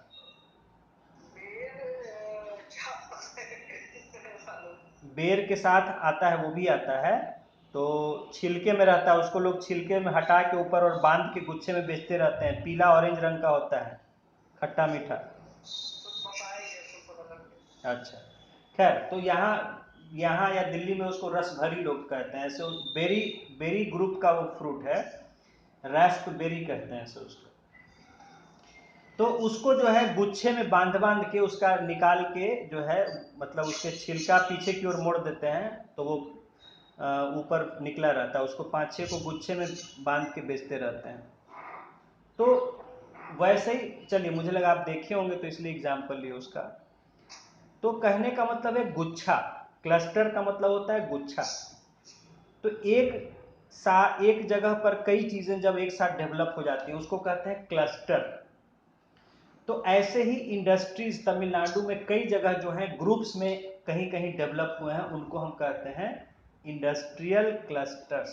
कई सारी फैक्ट्रियां और उनसे जुड़े हुए छोटे मोटे धंधे उसके आसपास एक जगह शुरू हो जाते हैं। ऐसी जगह को हम कहते हैं इंडस्ट्रियल क्लस्टर इन तमिलनाडु। इसको समझेंगे। देखिए ऑब्जेक्टिव्स क्या है, to know the historical development of industrial clusters in Tamil Nadu. Tamil Nadu में इंडस्ट्रियल डेवलप क्लस्टर्स कैसे कैसे डेवलप हुए, उसकी क्या हिस्ट्री रही, ये हम सबसे पहले जानेंगे। Number 2, to know the Tamil Nadu government policies and industrial development agencies. हम ये जानेंगे कि वहाँ तमिलनाडु सरकार की क्या क्या पॉलिसीज रही डेवलप करने के लिए इंडस्ट्रीज को, और वहाँ इंडस्ट्री को डेवलप करने वाले कौन कौन एजेंसीज रहे, क्या क्या किन किन संगठनों ने, किन संस्थाओं ने इंडस्ट्रीज को वहां डेवलप किया। Third point, to understand the impact of government policies. जो सरकार की पॉलिसीज रही उनका क्या असर हुआ इंडस्ट्रीज पर, कैसे डेवलप हुई। And last, to know the role of the entrepreneur. Entrepreneur यानी कि जो एक व्यवसाय शुरू करता है, कोई बिजनेस शुरू करता है, उसका क्या रोल होता है इंडस्ट्रीज को डेवलप करने में। तो ये जो है हमारा ऑब्जेक्टिव है इस चैप्टर को पढ़ने का। सबसे पहले देखिए इंट्रोडक्शन आ रहा है। Generally any human activity which is engaged in the conversion of raw materials into readily usable materials is called an industry। तो यहाँ इंडस्ट्री का आपको एक सिंपल डेफिनेशन दिया गया है कि इंडस्ट्री किसे कहेंगे, कोई भी ऐसी जगह या ऐसा काम, कोई ऐसी प्रोसीजर जिसके द्वारा हम रॉ मटेरियल कच्चे माल को रेडली यूजेबल मटेरियल में कन्वर्ट कर देते हैं, यानी कि जो डायरेक्टली इस्तेमाल हो सके ऐसे रूप में ऐसे चीज में बदल देते हैं। ऐसे हम जगह को, ऐसे काम को, ऐसी प्रक्रिया, ऐसी प्रोसीजर को हम कहते हैं इंडस्ट्री। तो what is industry? Industry is a place, a process, a procedure where raw materials are converted into readily usable materials, जिसको हम फिनिश्ड प्रोडक्ट, फिनिश्ड गुड्स कहते हैं। यहाँ सिंपल वर्ड्स में क्या है, डायरेक्टली यूजेबल मटेरियल, उसको हम इकोनॉमिक्स में क्या कहते हैं, फिनिश्ड गुड्स या फिनिश्ड प्रोडक्ट्स। तो ये इंडस्ट्री आप समझ गए। एनी ह्यूमन एक्टिविटी, कोई ऐसा आदमी के द्वारा किया जाने वाला काम, which is engaged in conversion of raw materials into readily usable material.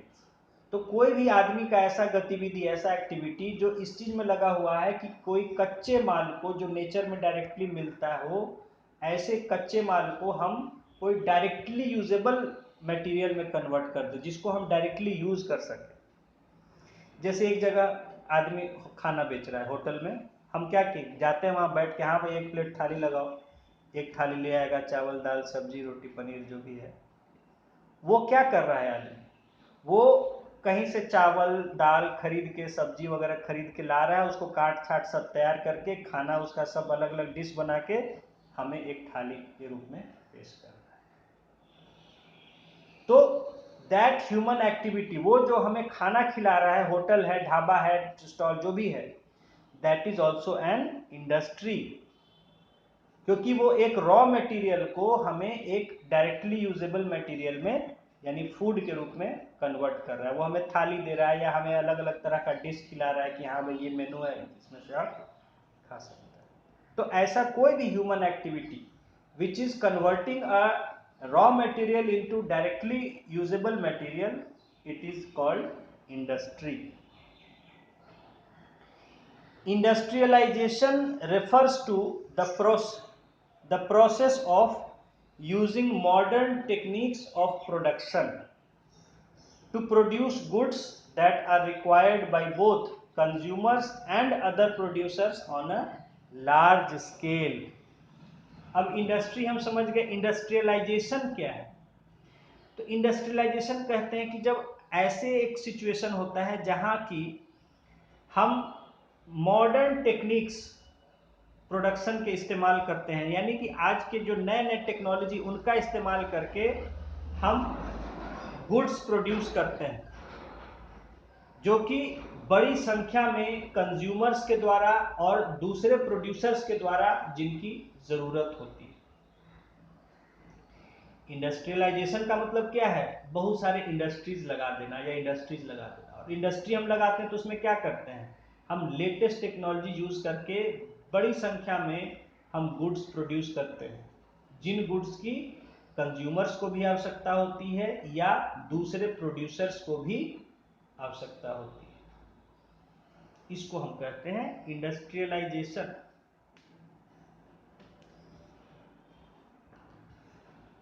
In this chapter, we will learn the nature of industrialization of Tamil Nadu, importance of industrial clusters, how industrial clusters have developed in Tamil Nadu, and the role of government initiatives in promoting industries।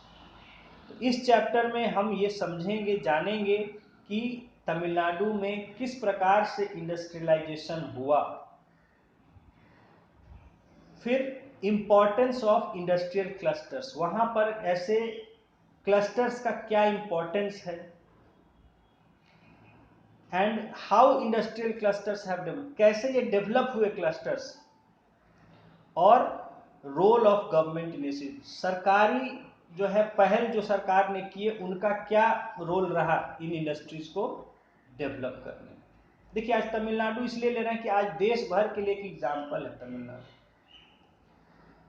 जहां की खाली agriculture based state था, एक समय undeveloped state था, वहां से वहां आज बहुत इंडस्ट्रीज डेवलप हो गई और पूरे देश और आसपास के देशों में उसका वहां से बना हुआ सामान, पहले टेक्सटाइल्स खाली जो है फेमस था वहां का, अब हर तरह के इलेक्ट्रॉनिक गुड्स और बहुत सारी चीजें वहां बन रही है और पूरे देश में और हर जगह सप्लाई हो रही है।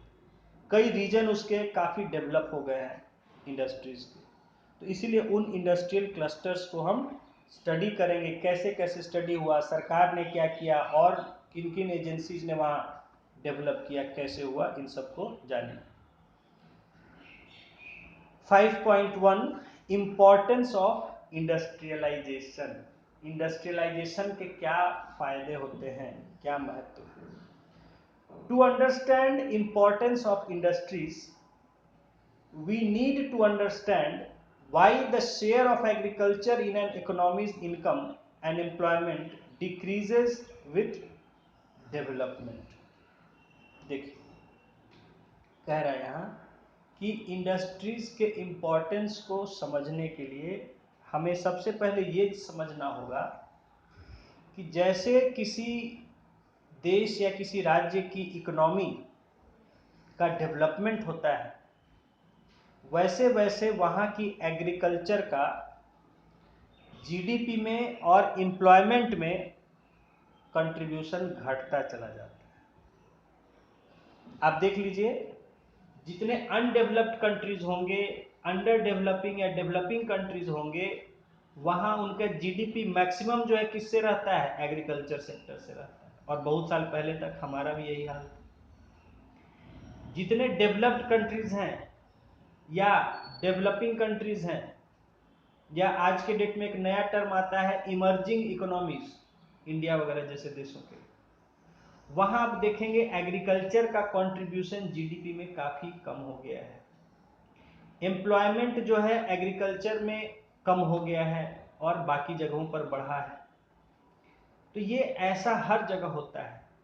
क्यों होता है, आपको मैंने इससे पहले पढ़ाया भी है कि एग्रीकल्चर में आप देखिए इंडिया सभी लोग एग्रीकल्चर में लग जाते हैं, जरूरत नहीं है 5 लोग की जरूरत है वहां 20 लोग लगे रहे, तो जितनी जरूरत है वैसे ही लोग रहिए, बाकी लोग इंडस्ट्रीज में लगिए, तो इंडस्ट्रीज का डेवलपमेंट होगा, आपको अपने मेहनत का बेनिफिट भी मिलेगा, इंडस्ट्रीज में लगिएगा तो अननेसेसरी जहां 5 ही का काम है वहां 10 लोग और घुसा हुआ है, तो 10 लोग के, आपने पढ़ा है ये कि 10 लोग के घुसने से, ज्यादा घुसने से एग्रीकल्चर में तो कोई प्रोडक्टिविटी बढ़ता नहीं है, जो 5 लोग मिलकर पैदा कर रहे थे उतना ही लगभग जो है 10 लोग और जाने से भी उतना ही पैदा होता है, लेकिन बोझ बढ़ जाता है, पहले जो 5 में शेयर होता था 15 में शेयर होगा।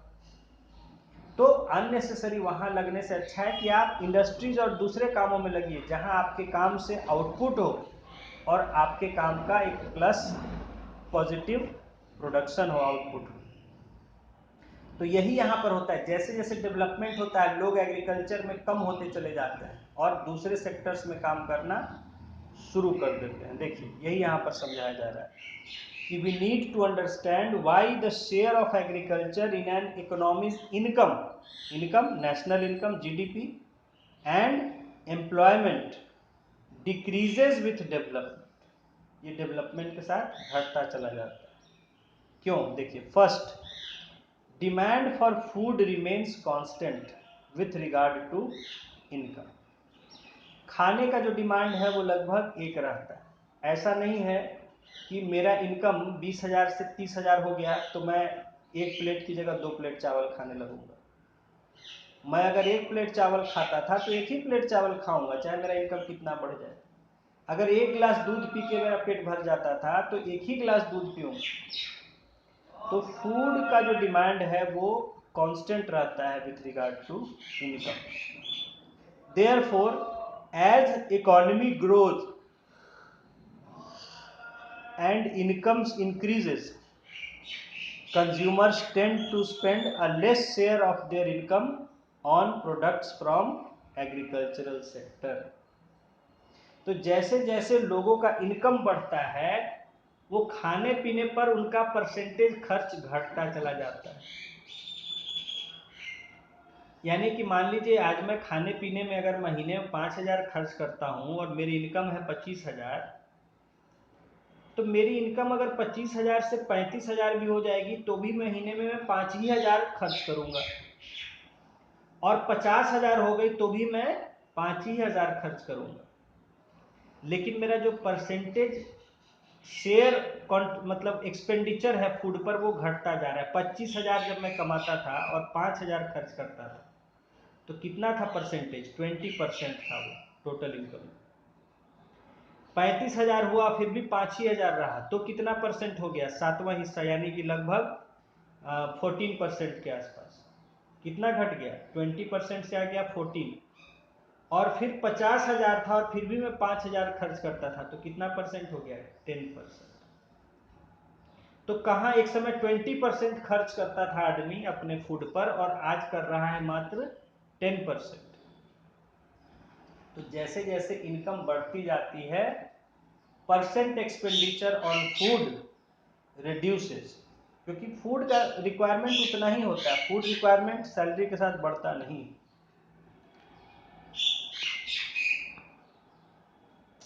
ये मैना आके देखिए शोर मचा रहा है। एक है मैना मैना मैना का तेज मैना सबसे तेज बोलती है, सबसे झगड़ालू होती है। तो आके यहाँ उसको खाली मिल गया तो बैठ के अपना गप दे रही। हाँ, तो सबसे पहले हमने देखा कि डेवलपमेंट होता है, इनकम बढ़ता है, तो उससे हमारा फूड का जो है एक्सपेंडिचर नहीं बढ़ता है जनरली। यानी हम जितना खाते हैं लगभग उतना ही खाते हैं।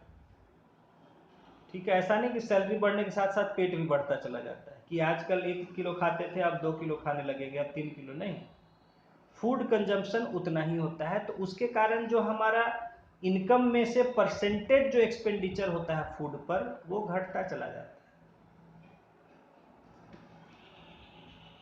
और वैसे भी देखा गया है एक और चीज, ये तो एक दूसरी बात हुई कि मतलब जितना ज्यादा डेवलप्ड जो लोग होते हैं वो उतना ही कम खाते हैं। ये भी एक मतलब सच्चाई है। आप दिल्ली में जाइए, वहाँ पाव के हिसाब से सब्जी बिकता है। जब मैं पहले बार गया था मुझे बड़ा आश्चर्य लगता था, जहाँ जाइए सब्जी लेने वहाँ पाव पर रेट बोलता था, 10 रुपये पाव, 5 रुपये पाव। बिहार में आप जाइए तो किलो, कई जगह तो बोलता है पसेरी भी बोलता है आलू प्याज में, कि बोलता है 250 रुपये पसेरी, यानी 5 किलो का 250 रुपये। और वहाँ आप जहाँ दिल्ली में केजी तो रेट आपको बोलेगा ही नहीं, वो बोलेगा मैक्सिमम पाव, और नहीं तो कुछ गुच्छा उच्छा बंडल बना के रखेगा तो बोलेगा 10 रुपए का 20 रुपए का बंडल ऐसे। क्योंकि वहां लोग ज्यादा सब्जी खाते ही नहीं है, मैंने देखा इस चीज। दिल्ली में लोग लेंगे 1 पाव सब्जी, 1 पाव ये दे दो, 1 पाव वो दे दो, इतना ही लेंगे, तो वो पाव के हिसाब से रेट बोलता है। तो वहां लोग खा, और हमारे यहाँ देखिए यहाँ पर लोग खूब साग सब्जी खाते हैं, किलो के हिसाब से लाएंगे सब्जी, 1 किलो दे दो भाई, ये 1.5 किलो दे दो, आधे किलो दे दो। तो ये ऐसे भी देखा गया है कि डेवलप्ड जैसे लोग होते जाते हैं उनका खाना कम होते चला जाता है। स्पेशली मतलब ये सब जो डायरेक्ट नेचुरल फूड जो होता है, हाँ ये सब पिज़्ज़ा बर्गर ये सब खूब खाएंगे जाके वहाँ होटल में, वो अलग चीज़ है। लेकिन ये सब जो रॉ फूड होता है, जो बेसिक फूड होता है, वो सब खाना कम हो जाता है। देखिए बड़े शहर के बच्चों को खाना नहीं खाएंगे, बाकी दुनिया भर का चीज़ खाएंगे। चिप्स दे दीजिए, बिस्किट दे, पिज़्ज़ा है तो ये चाहिए तो को ये सब खूब चाहिए, लेकिन खाना नहीं चाहिए। ये सच्चाई है। तो ये होता है फर्स्ट नंबर ना। सेकंड पॉइंट देखते हैं। Second, even the food that is consumed is subject to more transformation.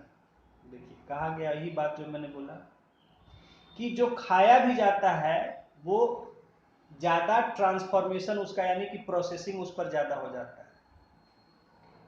यहाँ पर देखिए फल सब्जी कच्चा भी खा लेगा आदमी, हम लोग सलाद जो है बहुत सारे चीज़ को कच्चा खा लेते हैं, और शहर में क्या उसको बिना हर चीज़ को भुने भाने जो है नहीं खाएगा लोग। Food products are taken over long distances, processed and branded. देखिए जितना हमारे खेतों में चावल उगता है वो जाएगा दूर दूर मिलों में, पॉलिश होके 10 अलग अलग कंपनियों का ब्रांड लग के पैकेट होके बिकेगा।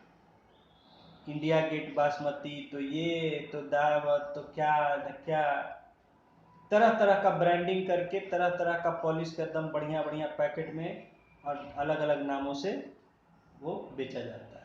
तो food products are taken over long distances, दूर दूर तक ले जाके प्रोसेसिंग उसका होता है मिल्स में, फैक्ट्रीज में, एंड ब्रांडेड, उसको ब्रांड कर दिया जाता है। This also requires that food products have to be preserved, और नेचुरल बात है कि जब इतने दिन तक उसका प्रोसेसिंग होगा, पैकिंग हो, ऐसा हो, तो उसको उतने दिन तक ठीक से रखना भी होगा। As a result the prices that farmers get tend to be much less compared to the prices at which consumers buy.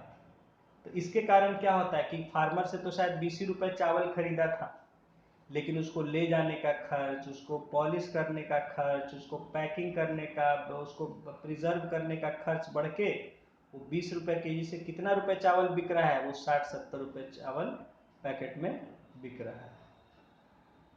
तो फार्मर्स, अब वो देखिए हमने तो खरीदा चावल ही, अल्टीमेटली हमने क्या खरीदा, हमने तो चावल ही खरीदा, उस चावल को पकाएंगे खाएंगे, तो चावल ही हमने खरीदा, लेकिन हमने चावल किस रेट पे खरीदा, 70 रुपीज केजी। किसान को कितना, किसान ने वो चावल ही दिया था, वो जो किसान ने दिया था वही चावल हमें मिला, भले उस पर ऊपर से थोड़ा पॉलिश कर दिया, छील दिया, जो कर दिया, वही चावल ही हम लिए और जो किसान ने बेचा, लेकिन उस किसान को कितना मिला, मात्र 20 रुपए, और हमने कितने में खरीदा, 70 रुपीज केजी। ये तो मैं कम बता रहा हूँ। तो यही इसलिए कहा जा रहा है कि जो फार्मर्स को जो है वो बहुत कम प्राइसेस मिलता है जितना प्राइस कंज्यूमर देता है उसके कंपैरिजन। सेकंड, नंबर थर्ड अब देखते हैं। Third, there are limits to the ability of agriculture to absorb labour due to the declining marginal productivity of land.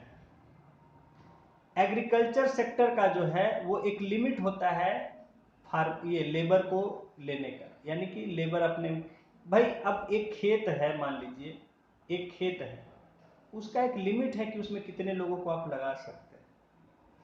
अगर पहले से 2-4 लोग मिलकर कर रहे थे तो ज़्यादा से ज़्यादा आप उसमें 10 लोग कर दीजिएगा। अब 2-4 लोग जो कर रहे थे उसमें 20 लोग थोड़े भर दीजिएगा, और 20 लोग को लगाने से कोई फायदा होगा, उसमें कोई फायदा नहीं। जितना प्रोडक्शन हो रहा था उतना ही होगा, वो 2-4 लोग मिलके भी कर ले रहे थे, थोड़ा सा भले बढ़ेगा, एक आध लोग बढ़ेगा तो प्रोडक्शन, उसके बाद वो फिक्स हो जाता है, आप कितने ही आदमी बढ़ाते जाइए। तो यही कहा जा रहा है कि एग्रीकल्चर सेक्टर में ज़्यादा लोग लेने का वो पॉसिबिलिटी नहीं होता है।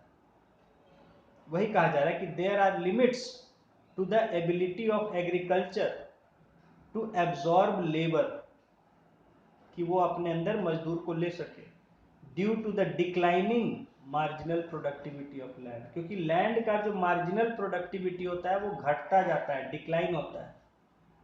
अब ये क्या लाइन बोला, इसको समझ लीजिए, declining marginal productivity. Marginal productivity क्या होता है, इसको पहले समझ लीजिए। मार्जिनल प्रोडक्टिविटी हम कहते हैं कि अगर कोई चीज़ का हम क्वांटिटी बढ़ाते हैं तो उससे हमें उसका बढ़ाने का कितना बेनिफिट मिला। जैसे एक खेत है, वहाँ 5 लोग मिलके खेती का काम करते हैं और उससे अपना जो होता है उसका यूज करते हैं। अब वहाँ 5 लोग में हम 1 लोग और बढ़ा दिए, 6 लोग,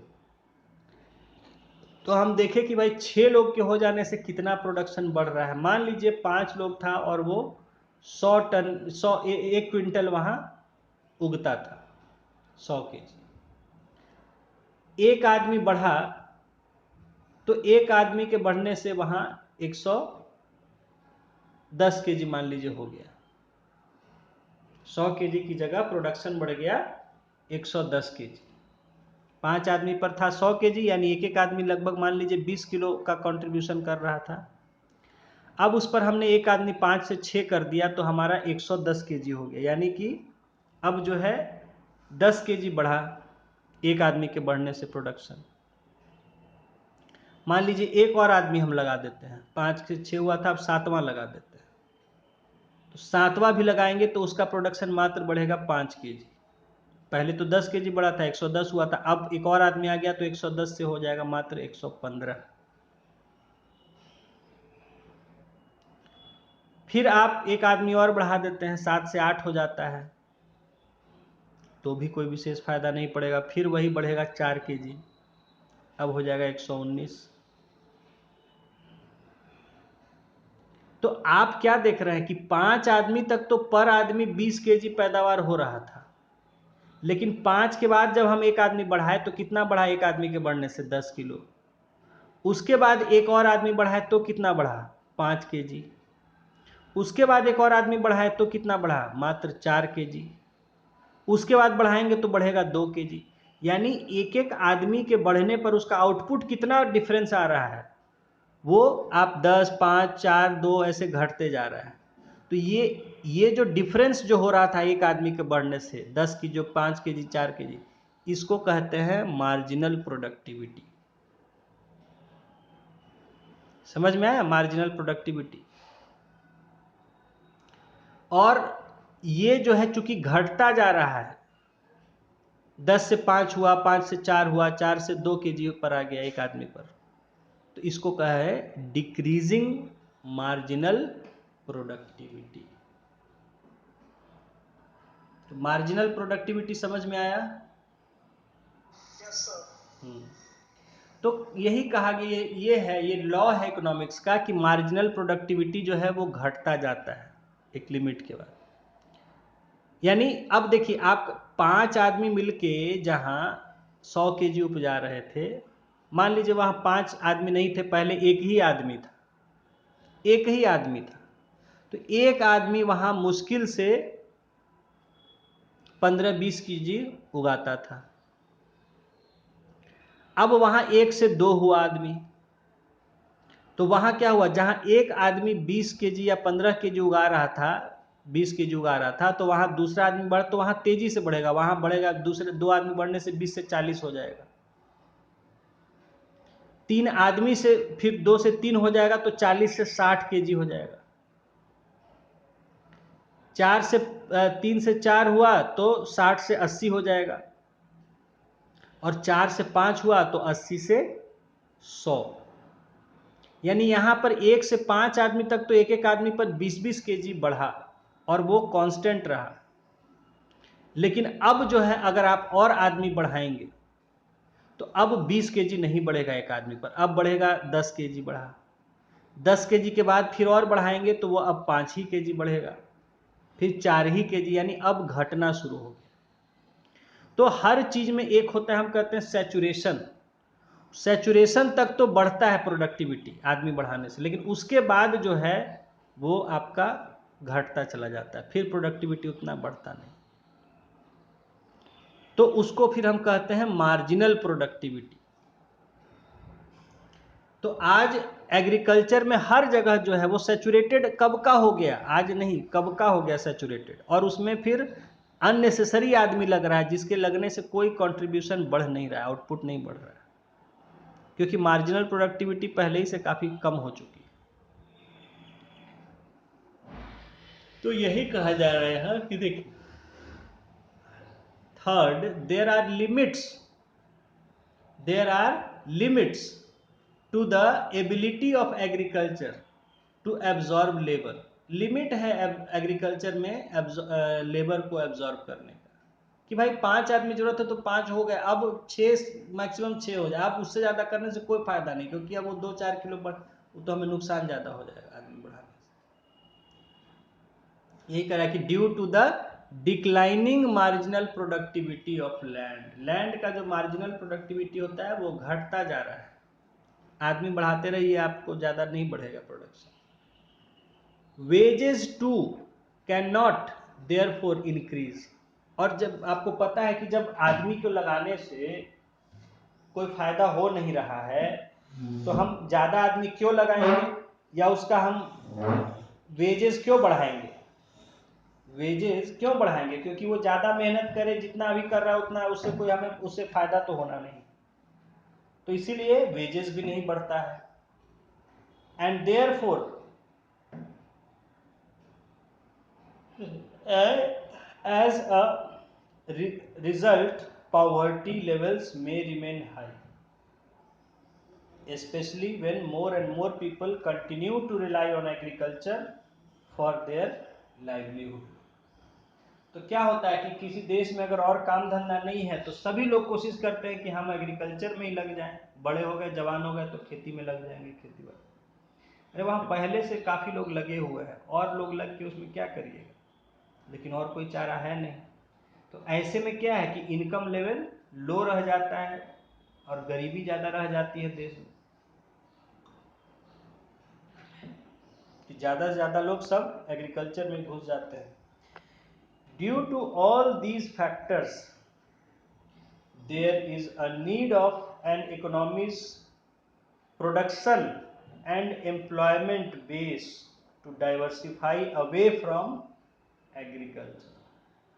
तो इसीलिए कहा जा रहा है कि इन फैक्टर्स के कारण आज ज़रूरत है कि हमारे इकोनॉमी का जो भी प्रोडक्शन बेस है, एम्प्लॉयमेंट यानी जो भी लोग काम करने वाले हैं, वो एग्रीकल्चर से दूर जाएं, दूसरे जगहों में अपना काम करें।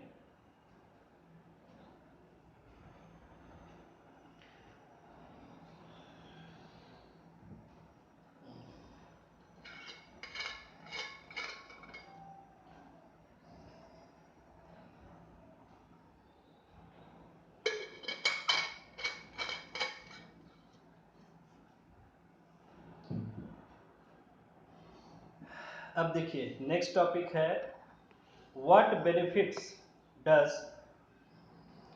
Industrialisation bring to an economy. अब इंडस्ट्रीज लगने से क्या फायदे होते हैं इकोनॉमी में, इसको हम जानेंगे। As stated earlier, it is essential to produce inputs to other producers in an economy। अब जैसे देखिए कि देश में हमारे जो इंडस्ट्रीज लगी, पहली कौन सी इंडस्ट्रीज लगी? कॉटन, टेक्सटाइल और स्टील इंडस्ट्री। स्टील इंडस्ट्री लगी तो उससे स्टील इंडस्ट्री क्यों लगाई? आयरन एंड स्टील इंडस्ट्री लगी क्योंकि आयरन और स्टील जो है ये इससे फिर दूसरे प्रोड्यूसर्स भी उससे तरह तरह के गुड्स बना सकते थे। हर चीज आयरन से बनती थी पहले, अब जो है धीरे धीरे आयरन की जगह दूसरे मटेरियल यूज होने लग गए। पहले क्या है, हर चीज आयरन की बनती थी, आयरन, स्टील, इनका हर चीज में। तो दूसरे प्रोड्यूसर्स को भी मौका मिला कि हम जो एक आयरन बन के मिल रहा है फैक्ट्री से, उस आयरन का इस्तेमाल करके तरह तरह की चीजें हम भी बना सकें। मशीनें बनने लग गई, बहुत सारी चीजें सब लोहे की बनती है, तो उससे तरह तरह के गुड्स बनने लग गए। तो यही कहा गया यहाँ कि as stated earlier it is essential to produce inputs to other. Input मतलब वो दूसरे प्रोड्यूसर के लिए इनपुट का काम करेगा। यानी हमने तो आयरन ओर और इन सब चीज से जो है फैक्ट्री में हमने आयरन और स्टील बना दिया, ये हमारा आउटपुट हो गया क्या? आयरन और स्टील। हमारा जो आउटपुट है वो दूसरे प्रोड्यूसर के लिए, यानी लोहा दूसरे प्रोड्यूसर के लिए, मान लीजिए बर्तन बनाने का कोई लगाता है, या मशीन बनाने का, ट्रैक्टर बनाने का, गाड़ी कुछ भी बनाने का, या छड़ वगैरह बनाने का, तो वो क्या है, उसके लिए आयरन और स्टील इनपुट का काम करेगा ताकि उससे वो और दूसरे फिनिश्ड गुड्स बना के बेच सके। तो इससे तरह तरह के इंडस्ट्रीज जो है वो सेटअप हो जाएंगे। देखिए, even agriculture requires inputs from industry such as fertilisers and tractors to increase productivity. Agriculture जो सबसे बेसिक काम है, उसमें भी हमें इंडस्ट्रीज का गुड्स चाहिए होता है, तरह तरह के औजार चाहिए, तरह तरह के हमें जो है उसमें खाद चाहिए, केमिकल्स, दवाएं चाहिए और ट्रैक्टर्स चाहिए, ताकि हम खेतों को अच्छे से जोत सकें और ज़्यादा से ज़्यादा पैदावार बढ़ा सकें। तो ये कहाँ से मिलते हैं हमें? ये जो दवाएं हैं, जो खाद है, ये जो मशीन्स हैं या ट्रैक्टर्स हैं, मोटर पंप्स, कहाँ से मिलता है? ये सब फैक्ट्रीज, इंडस्ट्रीज से मिलता है। तो इंडस्ट्रीज होंगे तभी ना मिलेंगे। किसानों को हम ट्रैक्टर कहाँ से दे पाएंगे जब हमारे यहाँ ट्रैक्टर बनाने वाली इंडस्ट्रीज होंगी। Second, a market exists for both producers and consumer goods. हमारे यहाँ दोनों तरह के गुड्स का मार्केट है, बाजार, कंज्यूमर गुड्स का भी और प्रोड्यूसर गुड्स का भी। यानी कंज्यूमर गुड्स जो डायरेक्टली अपना यूज के लिए खरीदते हैं लोग, और प्रोड्यूसर गुड्स जिससे कुछ प्रोडक्शन करने के लिए खरीदते हैं। ट्रैक्टर आदमी किस लिए खरीदता है? रोड पर दौड़ाने के लिए, कि ट्रैक्टर में घूमेंगे बैठ के? नहीं, बैठ के घूमने के लिए लोग कार तरह तरह की खरीदते हैं, लेकिन ट्रैक्टर को खरीदते हैं ताकि उससे हम खेतों में हल जोत के और जो है उसको जो है हम अपना आउटपुट बढ़ा सकें।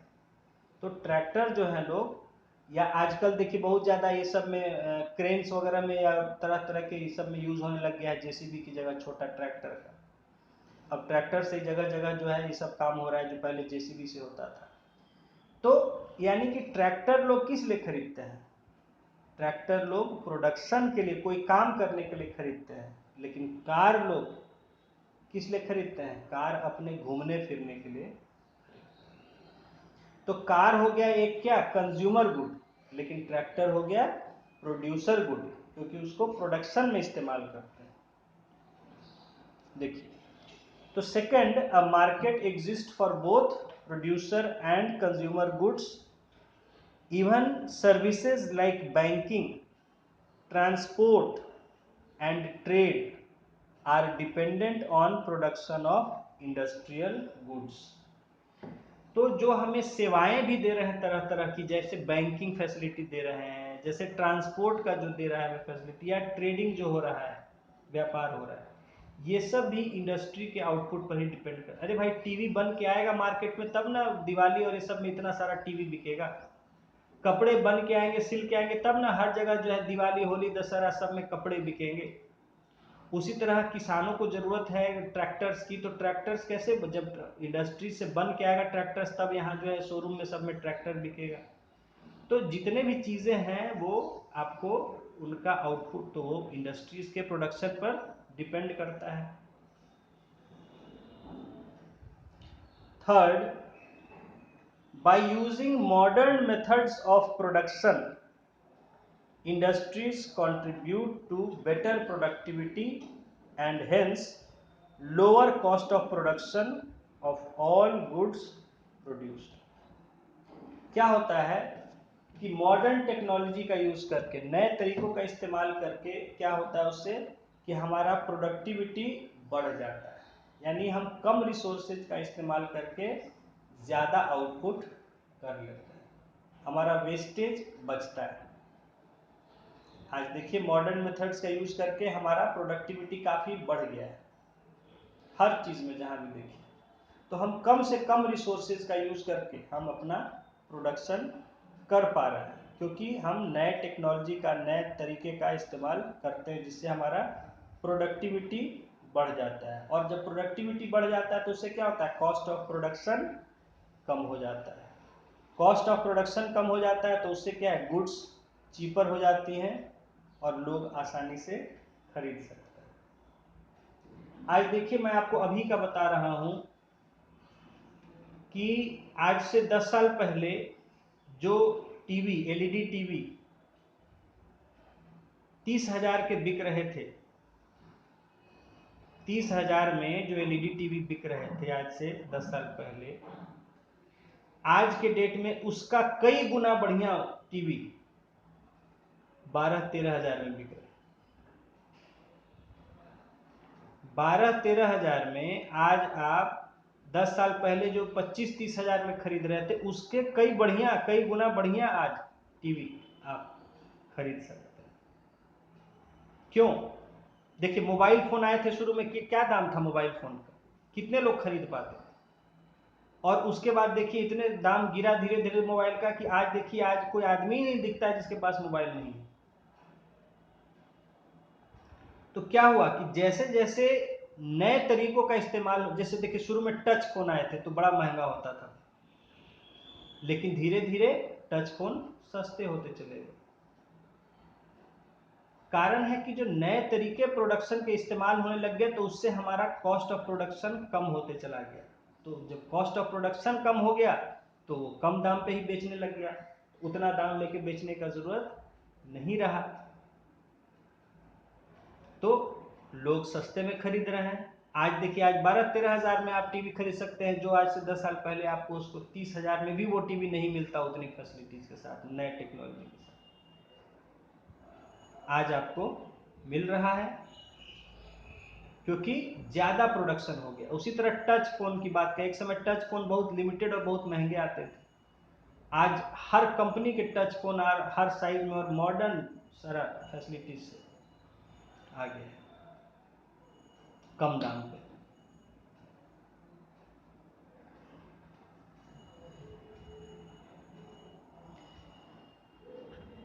तो मॉडर्न मेथड्स प्रोडक्शन यूज करने से क्या होता है, प्रोडक्टिविटी बढ़ जाती है। तो देखिए, it therefore helps people two by goods at A cheaper rate and help create demand for more products.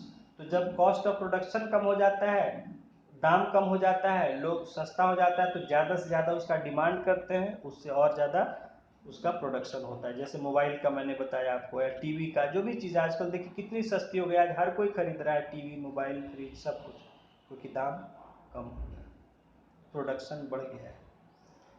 इतनी कंपनीज हो गई, मैं तो आपको कई बार कहा, इतनी गाड़ियाँ, फिर जो भी इलेक्ट्रॉनिक अप्लायंस, सब इतनी कंपनीज के आ रहे हैं, पता नहीं चलता है कौन किस कंपनी का, किसका ले नहीं ले, क्योंकि इतना प्रोडक्शन हो गया है।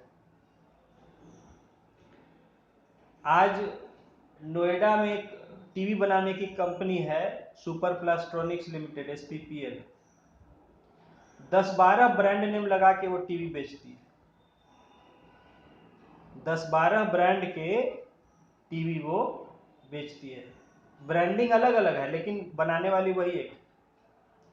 उसी तरह एक जो है आपका आंध्र प्रदेश में कि कर्नाटका में एक कंपनी है, डिक्सन टेक्नोलॉजीज, वो लीडिंग ब्रांड्स के टीवी, सैमसंग और ये सब के सब वहीं बनता है, कई ब्रांड का बना रही है, सब वहीं से, अलग अलग नाम सबका ब्रांड, उससे फिर वो ले लेते हैं कंपनी, अपना सॉफ्टवेयर वगैरह डाल के उसमें अपना ब्रांडिंग लगा के बेच रहा है। तो प्रोडक्शन इतना बढ़ गया है तो चीजें सस्ती हमें मिलने लग गई हैं। आज देखिए टीवी के कितने ब्रांड आ गए हैं, कितने तरह के, रोज नया नया टेक्नोलॉजी आ रहा है। बताइए, हम लोग कहाँ पुराने उसमें रहते थे, आज तो 4K 8K क्या क्या आ गया है, क्रिस्टल, QLED, OLED, समझ में नहीं आता है। तो कैसे इतने तरह का, क्योंकि प्रोडक्शन बढ़ा है, नए नए टेक्नोलॉजीज आए हैं, उससे दाम कम हुई है, जब दाम कम हुई है तो डिमांड बढ़ा है, डिमांड बढ़ा तो फिर प्रोडक्शन बढ़ जाता है। अब देखिए फोर्थ पॉइंट देखते हैं। Fourth, through such expansion of production, industrialisation helps to absorb the labour force coming out of agriculture. तो देखिए, जितना नए नए फैक्ट्रीज लगते हैं उससे क्या होता है, नए नए फैक्ट्रीज लगते हैं तो वहां काम करने वाले लोगों की जरूरत होती है। जब लोगों को जानकारी होती है कि अरे भाई नया फैक्ट्री लगा है, तो लोग, चलो भाई दिमाग खुलता है, चलो खेती बाड़ी में कोई फायदा नहीं, छोड़ के चलो इंडस्ट्री, वहां फैक्ट्री में काम करेंगे, ज्यादा पैसा कमाएंगे। तो लोग धीरे धीरे एग्रीकल्चर को छोड़ के इंडस्ट्रीज में जाना शुरू कर देते हैं। Employment generation is therefore an important objective of industrialisation. उससे क्या होता है, रोजगार पैदा। आज देखिए, आज सब इसी रोजगार ही पर फंसे हुए हैं, प्रधानमंत्री, मुख्यमंत्री, सब अभी नीतीश जी इतना नौकरी दिए सरकारी में, तो आज उनका सीना चौड़ा है, सब जगह वो कर रहे हैं, वोट भी इतना मिला उनको चुनाव में।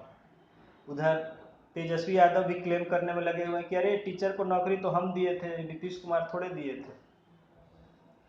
ठीक है, और मुख्यमंत्री उधर झूठ पे झूठ बोलते रहते हैं, प्रधानमंत्री जो हैं कि भाई इतना करोड़ नौकरी देंगे, ये देंगे वो देंगे, हुआ कुछ नहीं उनसे। नीतीश कुमार ने तो दिया, मैं ये बात कहता हूँ, नीतीश कुमार ने तो इतना एम्प्लॉयमेंट दिया, मोदी ने नहीं दिया। कोई एम्प्लॉयमेंट नहीं हुआ मोदी से ज़्यादा जितना कहा था, लेकिन नीतीश कुमार ने करके दिखाया है बिहार में। तो रोजगार एक important employment, it is an important objective of industrialisation. Industry लगाना होता है इसलिए कि रोजगार मिलेगा, अच्छा रोजगार, बेहतर रोजगार मिलेगा जिसमें ज़्यादा पैसे मिलते हैं। हाँ, काम भी करना पड़ता है बेहतर। Fifth, a related advantage of industrialization is therefore technological change। ये मैं आपको पहले ही सब डिस्कस कर चुका है कि जब इंडस्ट्रीज आती है, नए नए इंडस्ट्रीज लगती है, तो अपने साथ नए नए टेक्नोलॉजी लाती है, और उससे जो वहाँ के और भी पहले के प्रोड्यूसर्स होते हैं, सबका टेक्नोलॉजी धीरे धीरे चेंज हो जाता है। अब आज देखिए, आप जितने घरों में जाइएगा, मुश्किल आपको होंगे, सब जगह आपको एलईडी टीवी ही दिखेगा। लगभग सब जगह आपको, कुछ ही होंगे जहां पुराने टीवी आपको दिखेंगे जिनके अच्छे कंडीशन में हो, जो कोई कारण से रखे हुए होंगे, नहीं तो मैं बताऊं आपको, हमारा घर में 1982 में सोनी का टीवी था, आया हुआ था दिल्ली से। 1982 में कलर टेलीविजन सोनी का, इधर मिलता नहीं था, दिल्ली में ही मिलता था, और दिल्ली से आया था 82 में। ठीक है, वो लगभग 35 साल फर्स्ट क्लास चला। इधर कुछ साल पहले जाके शायद अब उसका धीरे धीरे लाइफ बैठ गया है, नहीं तो बिल्कुल फर्स्ट क्लास चला। तो पहले क्या है कि इधर मिलता ही नहीं था, आपको दिल्ली ही जाना पड़ता था। धीरे धीरे क्या हुआ, कलर टेलीविजन सब जगह, पहले आप कहीं जाते ब्लैक एंड व्हाइट टीवी रहता था, तरह कोई छोटा साइज कोई बड़ा साइज, धीरे धीरे सबके यहाँ गया क्या, बड़ा वाला कलर टीवी सबके घरों में दिखने लग गया। आज आप जाइएगा, आपको सब जगह दिखेगा एलईडी टीवी। अब एलईडी टीवी का भी अब समय जा रहा है धीरे धीरे, अब आपको सब जगह दिखेगा बड़े साइज का टीवी, यानी कि 32 इंच से बड़ा साइज का, और उसमें कोई 4K है, कोई OLED है, कोई QLED है, तरह तरह के तो धीरे धीरे सब होता क्या है, नई नई कंपनीज आती है तो टेक्नोलॉजिकल चेंज हो जाता है, सब लोग उसको अडॉप्ट करने लगते हैं देखा देखी। अब सब लोग धीरे धीरे अपना पहले ही हटा दिए वो पुराना CRT कैथोड रे ट्यूब वाला जो टीवी होता था, कि नहीं फ्लैट पैनल टीवी, जो ये एलईडी टीवी जो फ्लैट होता है, कि फ्लैट पैनल टीवी भाई नया और कम कीमत पर आ रहा है, तो सब लोग के, आप सब जगह आप देखिए, सब जगह आपको फ्लैट एलईडी टीवीज वगैरह दिखेंगे। अब उससे भी नया, अब सब जगह धीरे धीरे अब उसमें नया हाई क्वालिटी का हो रहा है। तो कहने का मतलब कि जैसे कोई कंपनी आती है, अब टच फोन आया, पहले सब लोग कीपैड फोन यूज रखते थे, टच फोन आया धीरे धीरे, तो कुछ लोग पहले शुरू में खरीदे खाली, फिर धीरे धीरे नए नए कंपनी आने लगे, उसका दाम गिरने लग गया, देखिए सब लोग टच फोन। आज गिने चुने जो बिल्कुल रिटायर्ड ऐसे लोग हैं कि जो कुछ कर ही नहीं सकते हैं दूसरे फोन से, वही लोग खाली कीपैड फोन रखे हुए हैं, नहीं तो सारे लोग टच फोन यूज कर रहे हैं, एंड्रॉइड फोन यूज कर रहे हैं। तो यही कहा जा रहा है कि जैसे जैसे इंडस्ट्रियलाइजेशन होता है, टेक्नोलॉजिकल चेंज होता है। Through use of modern techniques, industrialisation contributes to learning of such methods and their improvement. आज देखिए, पहले एक समय था मोबाइल चलाना नहीं आता था लोग, आज देखिए दुकान दुकान सब्जी वाला ठेले वाला सबको इतना बढ़िया से आता है मोबाइल चलाने, सब लोग यूपीआई का देखिए, आप यूपीआई का देख लीजिए। पहले कुछ जगह, मैं आपको बताऊं, एक समय जब मैं केरला में था, तो केरला में हम उस समय बहुत काफ़ी पहले से, मतलब कार्ड वगैरह से शॉपिंग बहुत पहले से हो रहा था, हम लोग कार्ड से ही करते थे केरला में। फिर बिहार और दिल्ली बाकी जगह गए तो वहाँ देखिए गिने चुने दुकान में कार्ड लेता था। आज से मैं 20 साल पहले की आपको बात बता रहा हूँ, तो गिने चुने दुकान में कार्ड लेता था। नहीं सर, कार्ड वार्ड हम लोग नहीं अभी कैश देते। फिर धीरे धीरे हुआ सब जगह, जब आया तरह तरह का टेक्नोलॉजी आया तो कार्ड वाला हर जगह स्वाइप करने वाला मशीन सब रखने लग गया कि जहाँ कार्ड स्वाइप करके दे दीजिए, कार्ड से दे दीजिए कार्ड। आज देखिए हर पेट्रोल पंप पर आपको कार्ड से सबसे पेमेंट लेता है, यूपीआई से लेता है। अब आ गया यूपीआई का, हर जगह देखिए, पहले लोग नहीं, सब जगह नहीं सर कैश कैश, अब जो सब जगह देखा तो यूपीआई से, फोन पे से, सबसे पेमेंट स्कैन करिए पे करिए। अब देखिए हर सब्जी वाला हर जगह आपको स्कैन करने का रखा हो, स्कैन करिए दे दीजिए, स्कैन करिए। अब तो कहता है कि सर दे दीजिए ना, चेंज वेंज का झमेला नहीं होता है, पैसा रखने का इतना हिसाब करने का झमेला नहीं होता है, सीधे अकाउंट में चला जाता है। जितना 1 रुपया जितना रहा उतना रुपया सीधे चला गया, कोई चेंज लाने का, चेंज देने का झमेला ये सब नहीं। आधे टाइम वो इसी में परेशान रहता था, सबको चेंज देने, और कस्टमर है कि चेंज कितना दें, कहाँ से लाएं। बोला जितना है 220 रुपया 10 पैसा, वो 220 रुपया 10 पैसा स्कैन करिएगा, उसके अकाउंट में चला जाएगा। तो आज देखिए यूपीआई, आज जानते हैं आप इंडिया सबसे एडवांस्ड है। यूपी जितना इंडिया में यूपीआई पेमेंट यूज हो रहा है उतना किसी देश में, ना अमेरिका में, कहीं नहीं हो रहा है। आज डिजिटल ट्रांजैक्शन का सबसे बड़ा हब है इंडिया। इंडिया में इतनी तेजी से लोगों ने अडॉप्ट किया। देखिए आज हमारे, अब बता रहे हैं कि जब सब्जी ठेले वाले सब जो जानते हैं इसका यूज करना, तो और आप किसको सोचते हैं, और उससे कम पढ़ा लिखा कौन होता है? हर कोई आज आपको जान रहा है यूपीआई कैसे यूज करना है, आज सब यूज कर रहा है। आप कैसे ही लोकल मार्केट में चले जाइए, कुछ भी बेच रहा हो तो वो आपको रखता है कि हाँ मोबाइल से दे दीजिए, भले वो अपने नहीं रखा हो, किसी दूसरे से बात किए हुए रहेगा, दूसरे के मोबाइल में जाता हुआ हाँ भाई पैसा आ गया, हाँ हाँ, लेकिन वो रखेगा। अभी थोड़ा सा इकोनॉमिक भी हुआ है तो थोड़ा सा उसका भी खर्च थोड़ा तो पड़ता ही है। तो नहीं तो दुकानों में जाइए तो वहाँ वो मशीन लगा लिया सब जगह की, पेमेंट करिए अपने आप अनाउंस कर देता है इतना रुपीज रिसीव, उसको किसी से कुछ पूछना, सीधा पेटीएम वाली सब का मशीन लगाया हुआ छोटा छोटा, आप पेमेंट करिएगा स्कैन करके, अपने आप अनाउंस कर देगा इतना रुपया आया। तो कहने का मतलब ये सब टेक्नोलॉजिकल चेंज जो है ये आपके अपने आप इंडस्ट्रियलाइजेशन से, मॉडर्न टेक्निक से आता है, जिससे सभी लोग उसको सीखते हैं, अडॉप्ट करते हैं।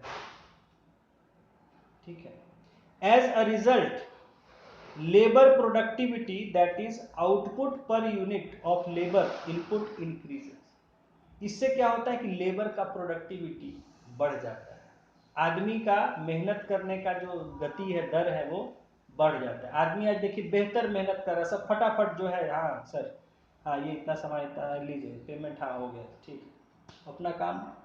जो काम पहले वो कैश का हिसाब किताब, कितना आज कैश रहा, हाँ अभी कितना दे रहा है, चेंज इनको देना है अपना, फिर वो सब हिसाब किताब डेली करता था।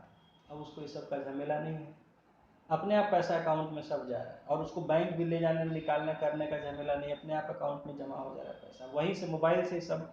तो आज वो उसका समय बच रहा है, उस समय में वो अपना काम करेगा, ज़्यादा से ज़्यादा काम पर ध्यान देगा, सामान बेचने पर ध्यान देगा, तो उसका प्रोडक्टिविटी बढ़ गया, यानी output per unit of labour input increase. यानी 1 घंटा काम करके जितना वो कमा लेता था, आज 1 घंटा काम ज़्यादा कमा ले रहा है, क्योंकि उसका समय बचत हो रहा है। Which can help workers earn higher wages. तो इससे क्या है, जो मजदूर है, जो काम करने वाले हैं, वो ज़्यादा पैसा, ज़्यादा वेजेस, ज़्यादा मजदूरी कमा सकते हैं।